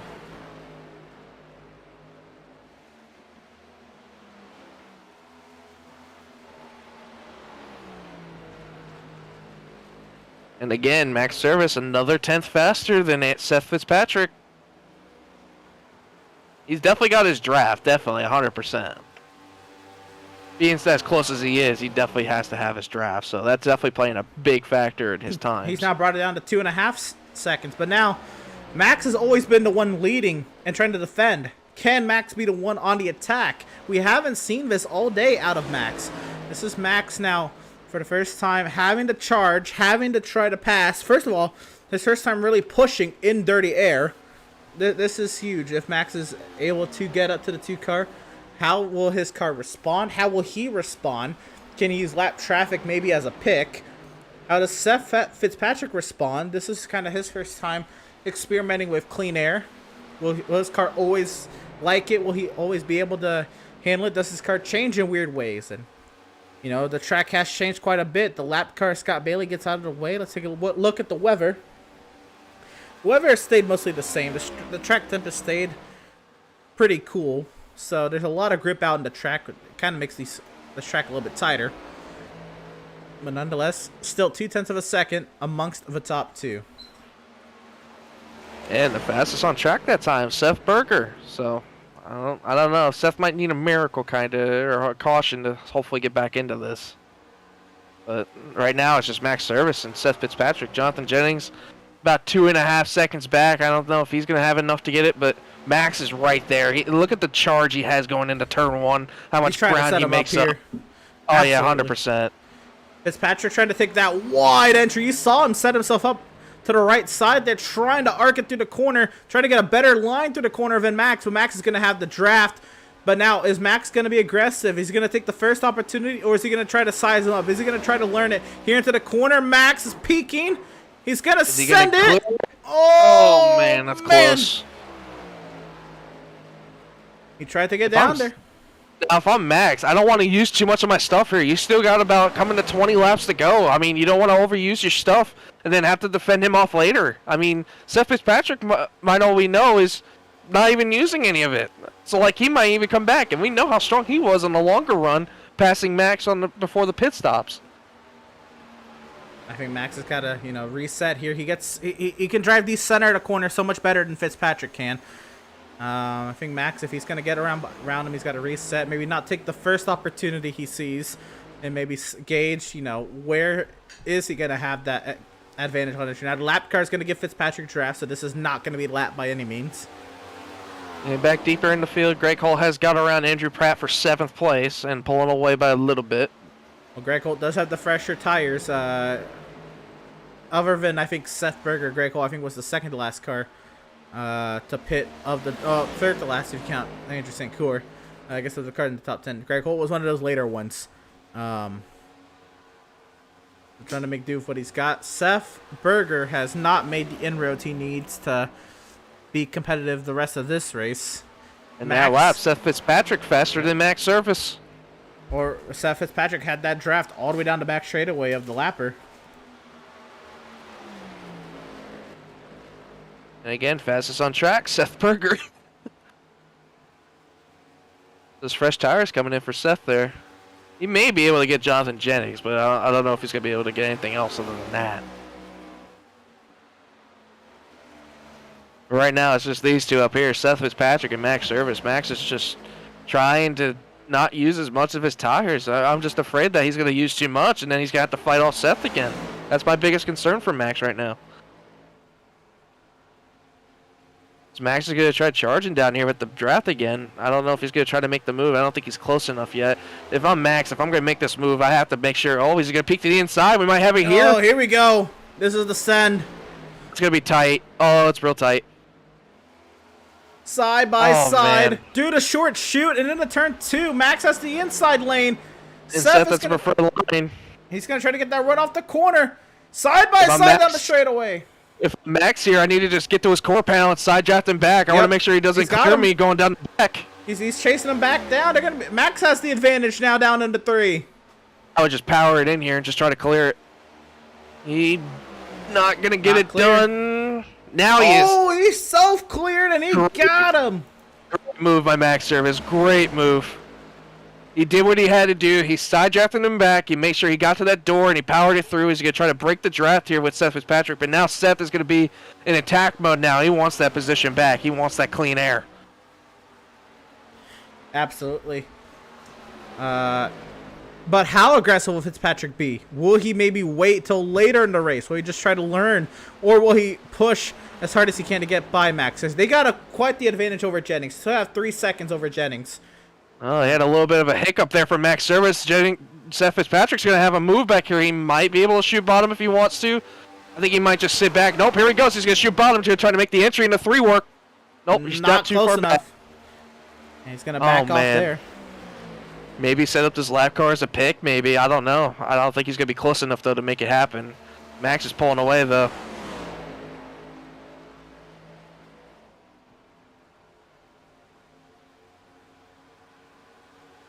Jason Miz now going to give Max some much-needed draft.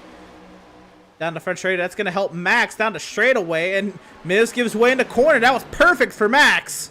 A great line right there by Max Service. Great job. He hooked that white line perfect, but I think Seth had a little bit better going just underneath it with all 2 of his tires. But it looks like the 81 in clean air. He's hooked up perfectly. Yeah, but again, we saw Max kind of taper off towards the end of this run.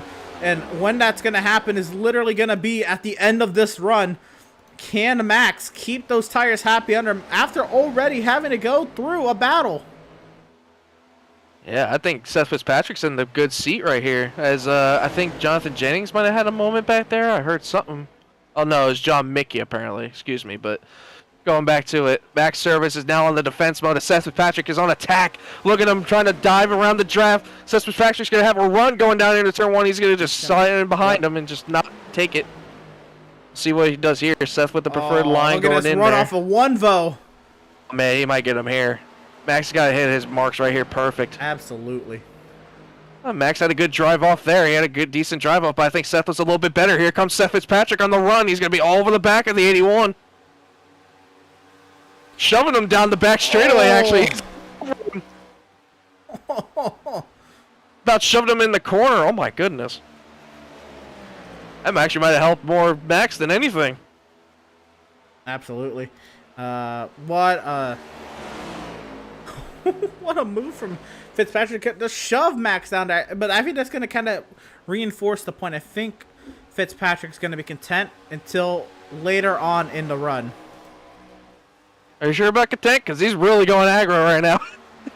Well, but he's not gonna make anything too bold right now. I think he's going to let Max kind of do his thing. I agree. I 100% agree with you, Emerson. I feel like it's basically gonna be last second, if anything, for Seth Fitzpatrick. I may reconsider that. Oh dear, here comes Seth Fitzpatrick again. We're gonna try it again in turn 3. Side by side. Max is gonna have the preferred run on the outside. He's gonna have the better drive off. Oh, it's tough. So close. Seth Fitzpatrick loose on the exit. He's gonna try it again one more time on the exit of 4. Oh man, it's just Max has that better drive off on the top, but here comes Seth Fitzpatrick. They're side by side. Woo! Max barely shuts the door on him. Here comes Seth to the outside. They're swapping sides here. Oh boy. Seth Fitzpatrick can have the preferred line here going inside. Oh man, Max got tight a little bit there. He's gonna be close.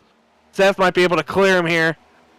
Oh boy, it's gonna be close. So he's gonna have to power. Max is gonna have to power in here if he wants to stay side by side. Fitzpatrick's gonna have a power run. Seth's gotta get there and side draft. Max has gotta get there and side draft Seth now, as Seth had a little bit of a bobble coming up over the onto the back straightaway. Wow, that was a loss for words. Back into turn 3 though, Max has the advantage. He's diving it down in there, still going at it hard between these two, and Max is gonna. Oh my goodness, self clear right in front. Man. I'm gonna need a heart rate check after this. My God, this is getting exciting. We're not even 10 laps in. We're not even 10 laps to go yet. I don't know how much more we can take of this.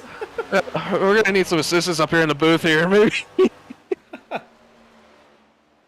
Oh, set for the moment on the exit of 1. That might give him a little bit more breathing room for Max. I think Seth might have burned up a little bit more of his stuff than he wanted to there. Right, this is the hardest Fitzpatrick has pushed all day. I'd say the same for Max as well. Jonathan Jennings barely closed, maybe a couple tenths on that, but nothing really much there closing for him.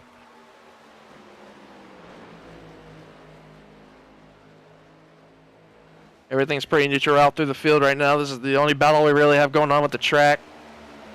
Exactly, we're keeping our eyes on it because it can flare up at any moment too.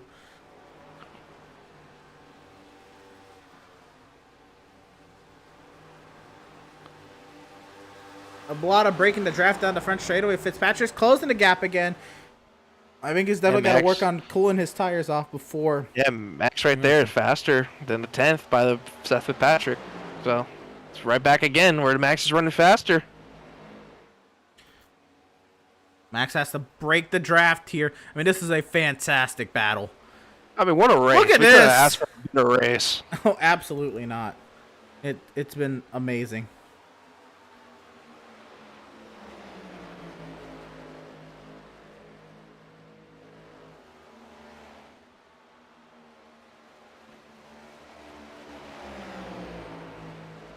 I mean, Seth Fitzpatrick is just trying to size him up here a little bit. I think he's trying to get another run at it. Yep, here we go. He's going to try to peek. Max is using his mirror to block him a little bit. Ooh, Seth might have caught the wall. Maybe it was close. Oh. It was very close. He may or may not have touched it. It was very close, though. But, again, Max is just better protecting. I mean, he's just doing a great job. Want to ride on board with Seth Fitzpatrick here. One thing I'm very surprised too, Emerson, is how much the dirty air is not really playing much of a factor in this case. I mean, Seth is able just to get up to his rear end and do whatever he wants, really. Certainly. This time by 9 laps to go. Oh, a moment there for Seth in the 3. It was close. So the back end battle brewing up here. This is Andrew Pratt on Greg Holt. Wanted to leave that for just a moment, just to no, we do have our eyes around the field. I know Andrew Pratt usually may have a fan or two out there. I know Lisa Pratt jumps in these streams quite a bit. What happened to John Mickey? John Mickey was right here with this group a couple laps ago. I'm looking back at John. He's got right front damage. He must have hit the wall. He's got front end damage, if anything. Looks like the...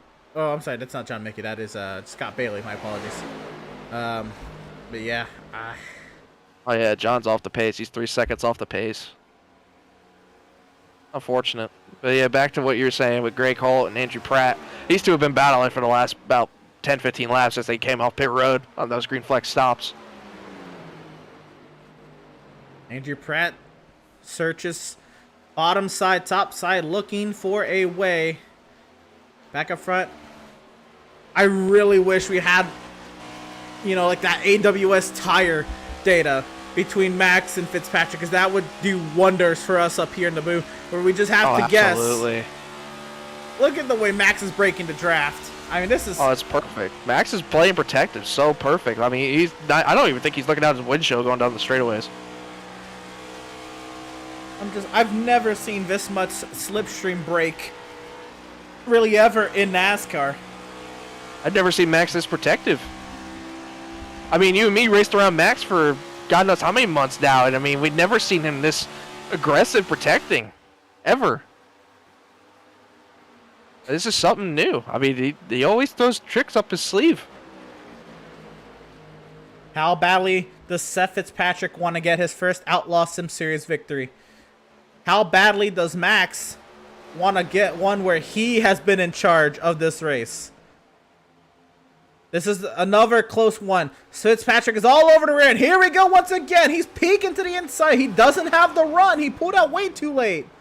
I think he's way in. There's a lab car about to come into play here. James Gilliard is coming into play here. He's the first car on the lead lap. Sideways! This is Gilliard.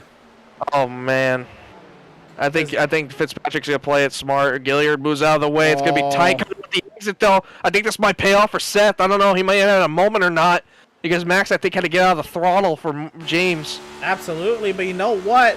I think Fitzpatrick also checked up for a potential incident, and we're kind of right back to square one. That lap car kind of affected both equally. Yeah, another lap right there. here. Max had to lift a lot right there for the 63 of Barnett. He got clear of him perfect. That might have actually helped Max there, because I think Seth had to get out of it a little bit more. Max is going to break the draft here coming down the straightaway once again, as he's been doing every other lap. We're coming to 6 to go. 6 laps to go. Fantastic. Oh, Max missed the apex there a little bit. Fitzpatrick got a great run. Another battle to look on, Emerson. Seth Berger has caught Jonathan Jennings for third. He is all over the back of Jonathan Jennings. Jonathan Jennings has a moment. The lap car's going to split him. Seth got him.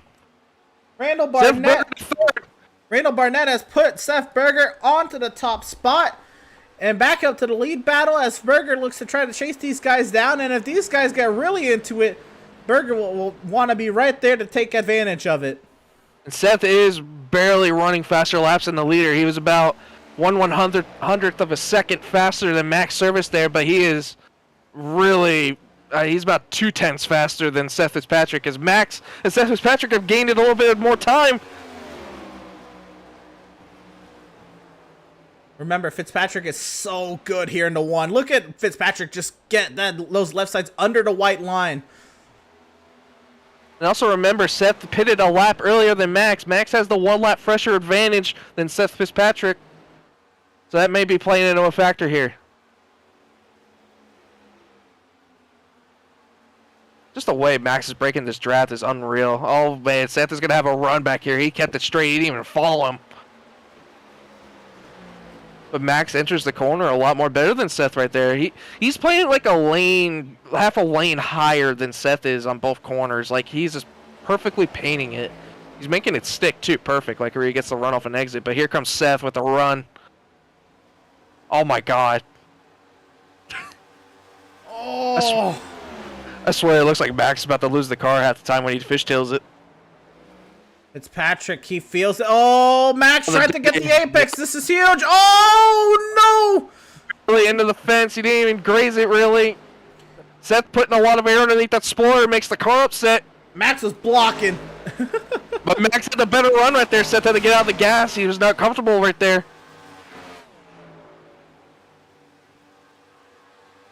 Oh man, that was close.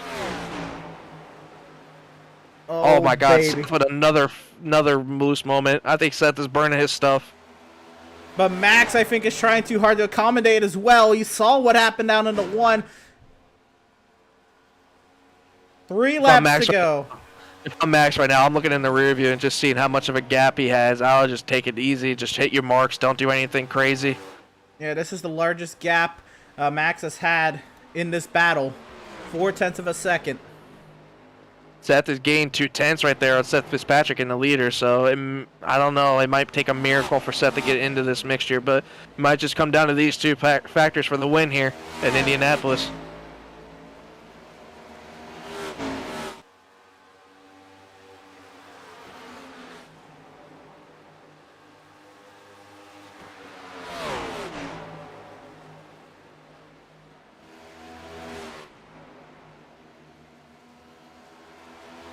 Two laps to go, this time by 5 miles to settle it.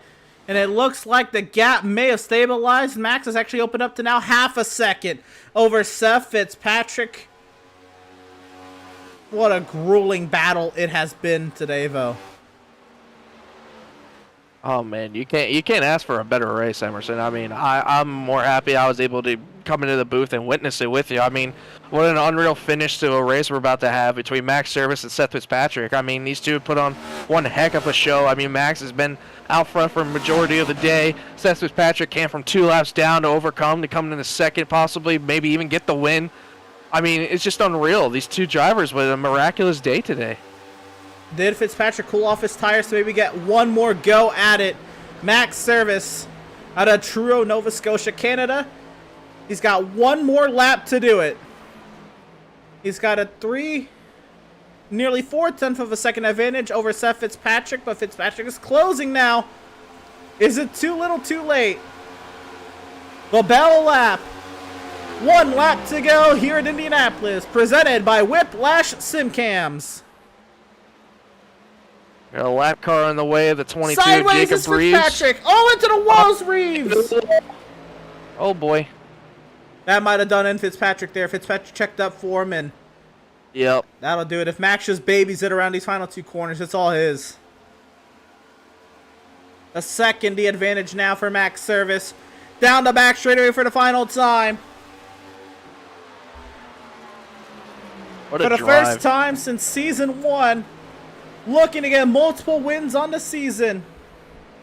Max Service, second in points, is going to get his second win on the season, and he's going to do it at the Brickyard. Max Service dominates Indianapolis.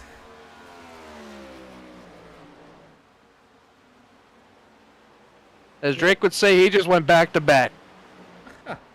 Max Service did. He got the maybe lucky win last week at Atlanta, but he dominates today to back it up.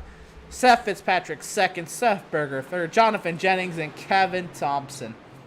But top 5. That is phenomenal stuff. Unreal. What a race. I was happy to be able to witness it with you, and that was great. What a show these guys put on the Outlaws Sim Series. What a drive by Max Service. Unreal.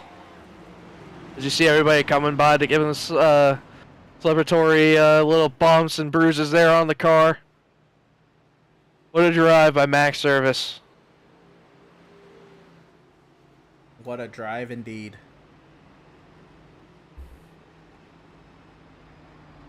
He did everything he had to do today.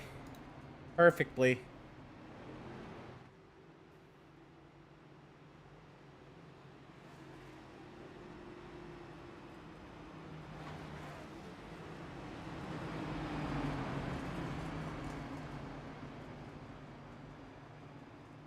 And at Atlanta, Seth Berger came out to do donuts with him.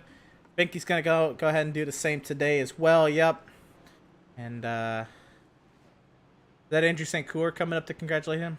I think he It wanted looked to. like it. I think he was thinking about it, yeah. Well, if you don't know, I don't think I've mentioned it on broadcast yet. Andrew St. Coeur is Max Service's stepfather. And here comes Max. He's going to send it through the grass. Oh, we're Tokyo drifting in Indy. Nice, Max. And Don't hit the wall. Don't hit the wall. All I was going to say is it's pretty great that they get to race against one another in the Outlaws Sim Series. And there's Max. He's going to start lining it up. A little interesting twist of the burnout. A little interesting. He went all the way in the middle of turn 1 and 2 for that. I think now he's going to come by the back to the start finish to do some more.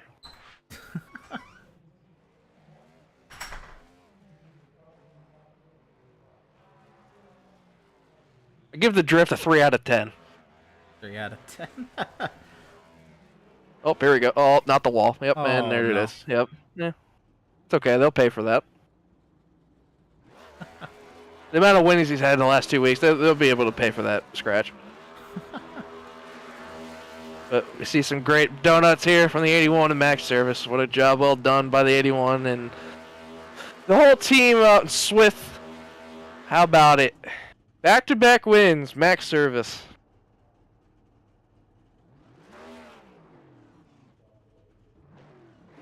And I want to go ahead and bring him on up. Driver of the number 81, Max service. Absolutely dominant today. Max, after last week's crazy wild finish at Atlanta, maybe people could say it was a lucky win. You go ahead and you just scratch all of that. 91 laps led out of 120. That's over 75% of the laps led tonight. Dominate and win here at Indianapolis, Max. How does it feel to dominate one of these bad boys? It feels good after last week. I'll be honest, I lucked into that one last week. But man, I love Indianapolis. The setup was amazing. A little hard on the right rear. Those last 2 runs they were running with Seth there. He was really, really fast, kept me very honest. But man, I'm so happy to get one. I'm worn out after that one. I think rightfully so. That was a absolutely wild battle there with Seth Fitzpatrick. What's going through your mind? Kind of the gamesmanship kind of going on there between you and Seth, kind of lifting into corners where maybe you have a run, maybe sending it into other corners where maybe you don't think you have as great of a run. From both sides, it was quite an intriguing battle dynamic. But to you, what was that like? It was crazy. I was trying my best to break the draft as much as I could. If I stayed on the wall, as much as I'd prefer to stay on the wall, he was just gonna have such a big run into the corner, and I really didn't want him to shove me off into the corner. He did a couple times when he probably could have pulled out and passed me. But I don't know. I was trying to play games for those last 2 runs, and I guess they weren't really working, but they were keeping me up front to the best of my abilities with the condition the car was in. Certainly tearing right rear off wasn't very good. I started to figure out those last 10 laps off of 2, and we started to get a lot better. I was going to say, early in the race, Seth passed you. We thought it was maybe strategy, but we saw in the second run that you started to struggle with tires later in the run. What changed that final run? Even though you're battling your heart out, that maybe kind of preserved those tires more? Was it the fact that the car you were battling was also burning tires at the same rate as you? He was certainly better on right rear. I think I was better on right front, but it was nice to be able to battle like that for the entire race. But I don't know. I just kind of started lifting a little bit more into 2. I was noticing that I was driving in a lot deeper than he was, so I figured why not try and back this up a little bit, and it started working. I'm like, okay, we're gonna do this the rest of the race. Well, through 6 races, 2 drivers have 2 wins on the season, and the other 2 drivers seem more as part-time drivers. It's really been you and Jonathan Jennings this season, first and second in the point standings. How are you kind of looking at the season now? A couple wins on the season. You've done this once before, getting 2 wins early on in the season. You made the championship 4 that year. What are you looking at this season now? Already sitting very pretty, second in points of 2 wins. I guess if we're going off season 1, I guess I'm not winning any more races. But But last week, I mean, race 5, I've never finished off the podium. Average finish of 1.6, 2 wins. So that's kind of expected for that, apparently. But I don't really know. We're gonna try and go contend for this points lead. Obviously, Jonathan Jennings knows what he's doing here, and he's really quick. Despite me winning last week, he still pulled me in points by a substantial margin because I was not relevant to the stages at all. But we're gonna go try and contend for that. But I mean, we're gonna have to be so good every single week to contend with him. Fair enough. But Max, once again, this was a dominant performance. I think the first time that you won an Outlaws race and you were the dominant car at the beginning, the middle, and the end of this race. So congratulations on a absolutely amazing performance. And then the battle at the end, you have to fight for it as well. It didn't come easy in any aspect. So that, again, huge congratulations. Go celebrate that thing. And yeah, best of luck to you the rest of the season, man. Yeah, thank you. Thank you for doing what you guys do up there. Absolutely. And again, that's race winner, driver of the number 81, Max Service. And Ed, we got to get through our post-race results here real quick, and then we're going to step aside, get a break, and we'll catch some more interviews on the far side. But first, let's see how everybody kind of brought it to the checkers here tonight at the Indianapolis Motor Speedway. You see there, it was Max Service at the forefront of the field. He led 91 laps today. Max Service out of Truro, Nova Scotia, Canada. Dominant today with 91 laps led. Seth Fitzpatrick finishes second. Seth Berger comes home in third. Jonathan Jennings will wrap up tonight's race in the fourth position. Kevin Thompson quietly brings home a great top 5 finish for Kevin Thompson. That is going to do wonders for him. The 71 Jeremiah Stutzman comes home in sixth. The 3 of Greg Holt will finish in 7th. Andrew Pratt will bring it home in the 8th position. Andrew St. Coeur gets himself a nice lead lap finish in the 9th position after last week's incident. And James Gilliard, even though he's 1 lap down, will get himself a top 10 tonight here at Indianapolis. Ed? Yeah, in 11th, we got Devin Smith, who had the unfortunate contact with John Mickey earlier in the race, coming in P11. Jacob Reeves rounds out 12th. Randall Barnett in 13th. John Mickey, who unfortunately had contact and had a repair on damage, rounds out 14th. Matt Rogers, 15th. Scott Bailey in 16th. Jason Miz, 17th. Nathan Aldridge in 18th. Brad Bothwell in 19th. And Derek McMurchie in 20th.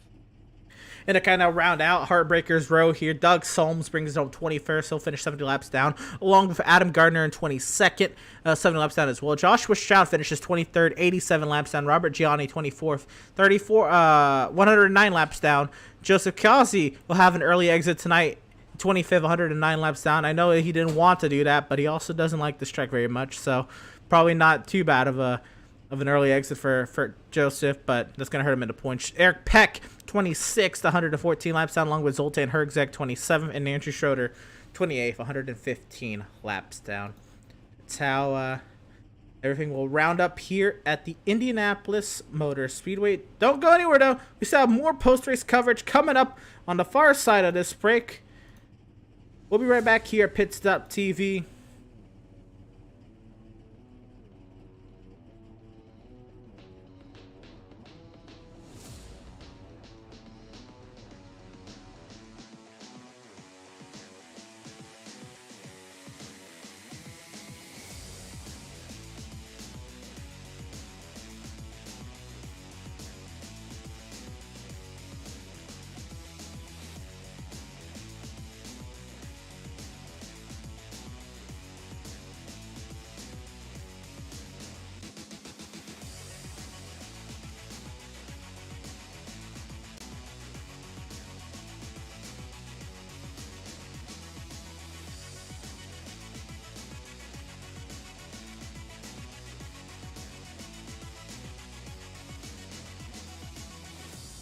Have you found yourself trying to hide your joy because you're unhappy with your teeth? Your smile is the first feature noticed in an interview, on a date, or in family photos. We want you to be able to shine bright as your best self, and our teeth whitening system is the perfect step toward restoring your confidence.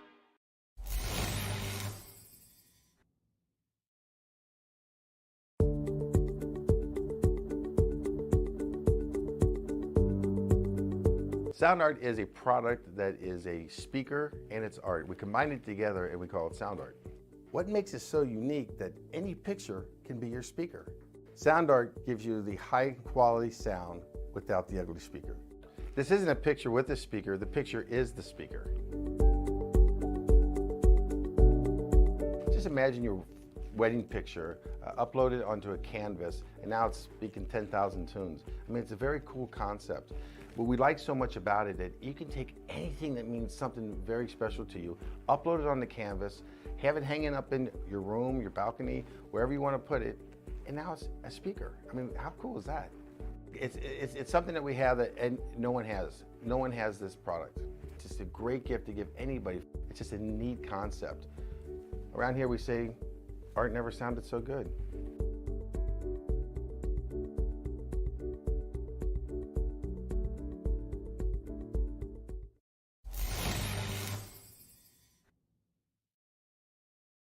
After months of quarantine, we're all interested in how we can become our best self. The team at Permanent Makeup and Cryo is here to help you get the flawless makeup look every day without the extra effort or time.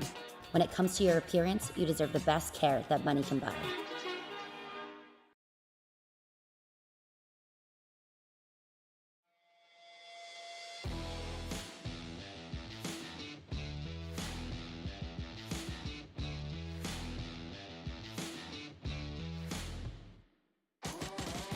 Welcome back to the virtual Indianapolis Motor Speedway out here in Virtual Speedway, Indiana.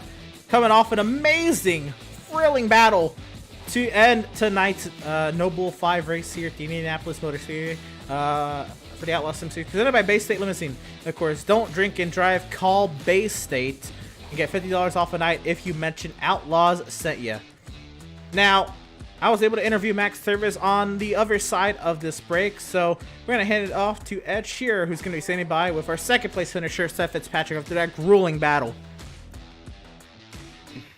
Yeah, Seth Fitzpatrick, you had a good running there, bud. I mean, you ran from 2 laps down all the way in the back of the pack to come back to finish second place. I mean, you got to be happy with that. Man, happy? I'm jumping with joy right now. This is the second race I've got to finish all season. This is a great day. Even though I didn't get to win, I kept Max honest, but I'll take it. Yeah, man, I have to say, I think, honestly, you had the better long run car. I think Max had you on the short run speed, but I could definitely see that you were better on the long run. I think just in the end, unfortunately, you had used up your stuff a little bit too much to your liking there. But is there anything else you could have done different possibly to get Max there for the win? Both runs, I was getting tight off of 2 and 4, and I've set myself to free it up in the pits, but I took it back real quick because I was too scared of losing it because everybody's been so free off of 2 and 4. But other than that, going into, 3, when I was alongside him, he was a little bit more brave than I was. I wasn't willing to wreck it then. But it sure was fun, though. Yeah, next week we go to another place that's going to be a little slick. We don't know the conditions about handling-wise in Chicagoland. How do you feel confident in your ability to possibly get a win there? As long as we can roll this momentum off this race and keep some good luck, I think we'll be up there. We'll be in the top 5 for sure, hopefully contending for a win. Well, buddy, you had a great run there. I'm really happy to see you pull out with a second place finish. Congratulations. Go enjoy it. And, yeah, we'll see you next week in Chicago. Hey, thanks, man. And that was second place finisher Seth Fitzpatrick. We're going to keep this gravy train rolling right away, and I want to kind of bring up the other great battle there in this race, especially before that round of pit stops. Seth Fitzpatrick and Jonathan Jennings really went toe-to-toe before that final round of stops. But Seth, you were able to finally get by Jennings, and then that round of stops happened. You fell back behind Jennings, and then you ended up back in the top 3 on that last round. Or I guess that last run to the checkers. Kind of describe the up and down day you had today. It had a really fast piece brought here, so I was happy with the car all race. It gets sketchy, but yeah, drive a little bit of a sketchy car to be fast. But I had a couple mistakes on pit road. I could not enter my pit stall for the life of me, and I feel like that kind of cost me any chance of being ahead of Max. But yeah, that last run, me and Max stayed out a little bit longer. He went one lap farther than them. I went a couple laps farther, but I don't know if you guys caught it on stream. We had to avoid a wreck that very lap that Seth Fitzpatrick pitted on, so that cost us time. But I'm glad to come back for a top 3. Absolutely. It's now 2 weeks in a row. You get a podium, and also 2 weeks in a row your teammate gets to win. But you're starting to pile up these good finishes. You're heading into your home track in NASCAR. It's not really, I guess the property's just been sold in real life. But you get to still live it on here in iRacing. The Chicagoland Speedway, Seth. I know you're going to be jumping for joy to head back to Chi-Town, or I guess Joliet. How you feeling about next week at Chicagoland? I feel good. I do like that track. We'll see how this car drives at that track. I hope there's multiple lanes to use. Hope I can get that wall working. But yeah, I'm excited to go there. I hope we can bring a fast piece there, and I would definitely like to get a win here now because before the season, I don't think anyone would have put money on Max going back-to-back wins and me being winless. But it's awesome for Max. I'm happy to see him performing. Well, this is also how it went in Season 1, and we also know how that entire season panned out. So we'll leave it at that. Max didn't win another race after race 5 last season, or Season 1, but he won 2 in the first 5. But nonetheless, Seth, a great run. Really piecing together some great runs. Congratulations to the podium. Best luck to you next week at your home track, and hopefully we're talking to you then. All right, sweet. Thank you, and appreciate you, Burger Nation.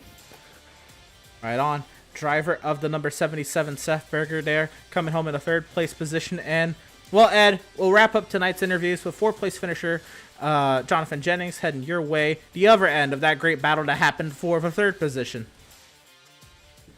Yeah, I mean, if you want to talk about somebody that's on a consistent roll, even being on top of the point standings, just look at Jonathan Jennings. I mean, Jonathan, you were consistent all night. If I had to put my money on somebody to either finish top 3 or top 5, I'm putting my money on you every single week, bud. I mean, how is the car feeling tonight? Tell us how you felt about your finish, and tell us how you feel overall. Oh, it was great until I started messing with adjustments on pit road. I made it too tight. Well, you looked like you had a shot there a couple times at the lead, and definitely had a really nice battle in the beginning there with Max and Seth. Do you think possibly if you had the lead there in the beginning with clean air, you think you would have done differently on your adjustments? No, I don't think so. Those guys were fast all race. It was fun mixing it up with them, and then Seth came along and even more fun. Well, bud, telling you about consistency, you're still, I believe, atop of the point standings with these consistent runs you had. Tell us how you feel about your chances next week in Chicago and possibly getting a win. Ooh, I have no idea. I haven't tested there.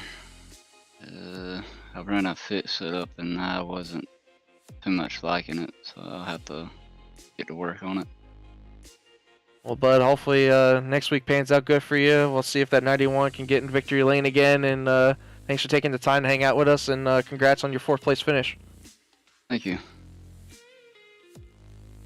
And, well, that is now all 4 of our interviews. We're going to go ahead and conduct post-race here. Ed, we got to talk to the top 4. 4 completely different perspectives on how tonight went.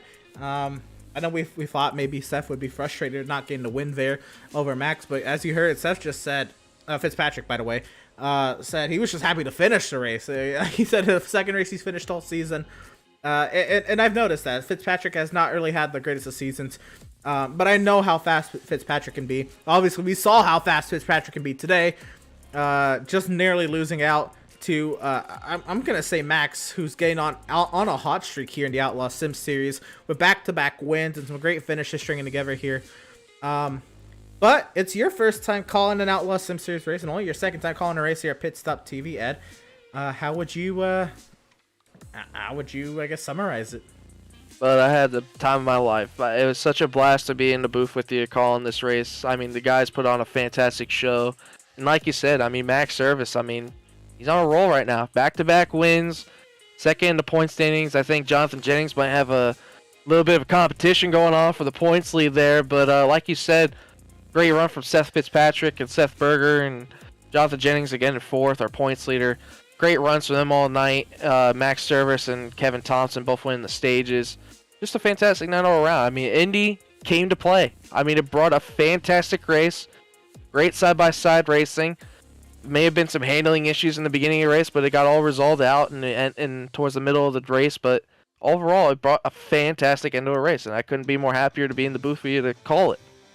Absolutely, and I have to say likewise. I know today, personally, I wasn't on my A game today. I was dealing with a lot of technical difficulties, especially that first half of the race.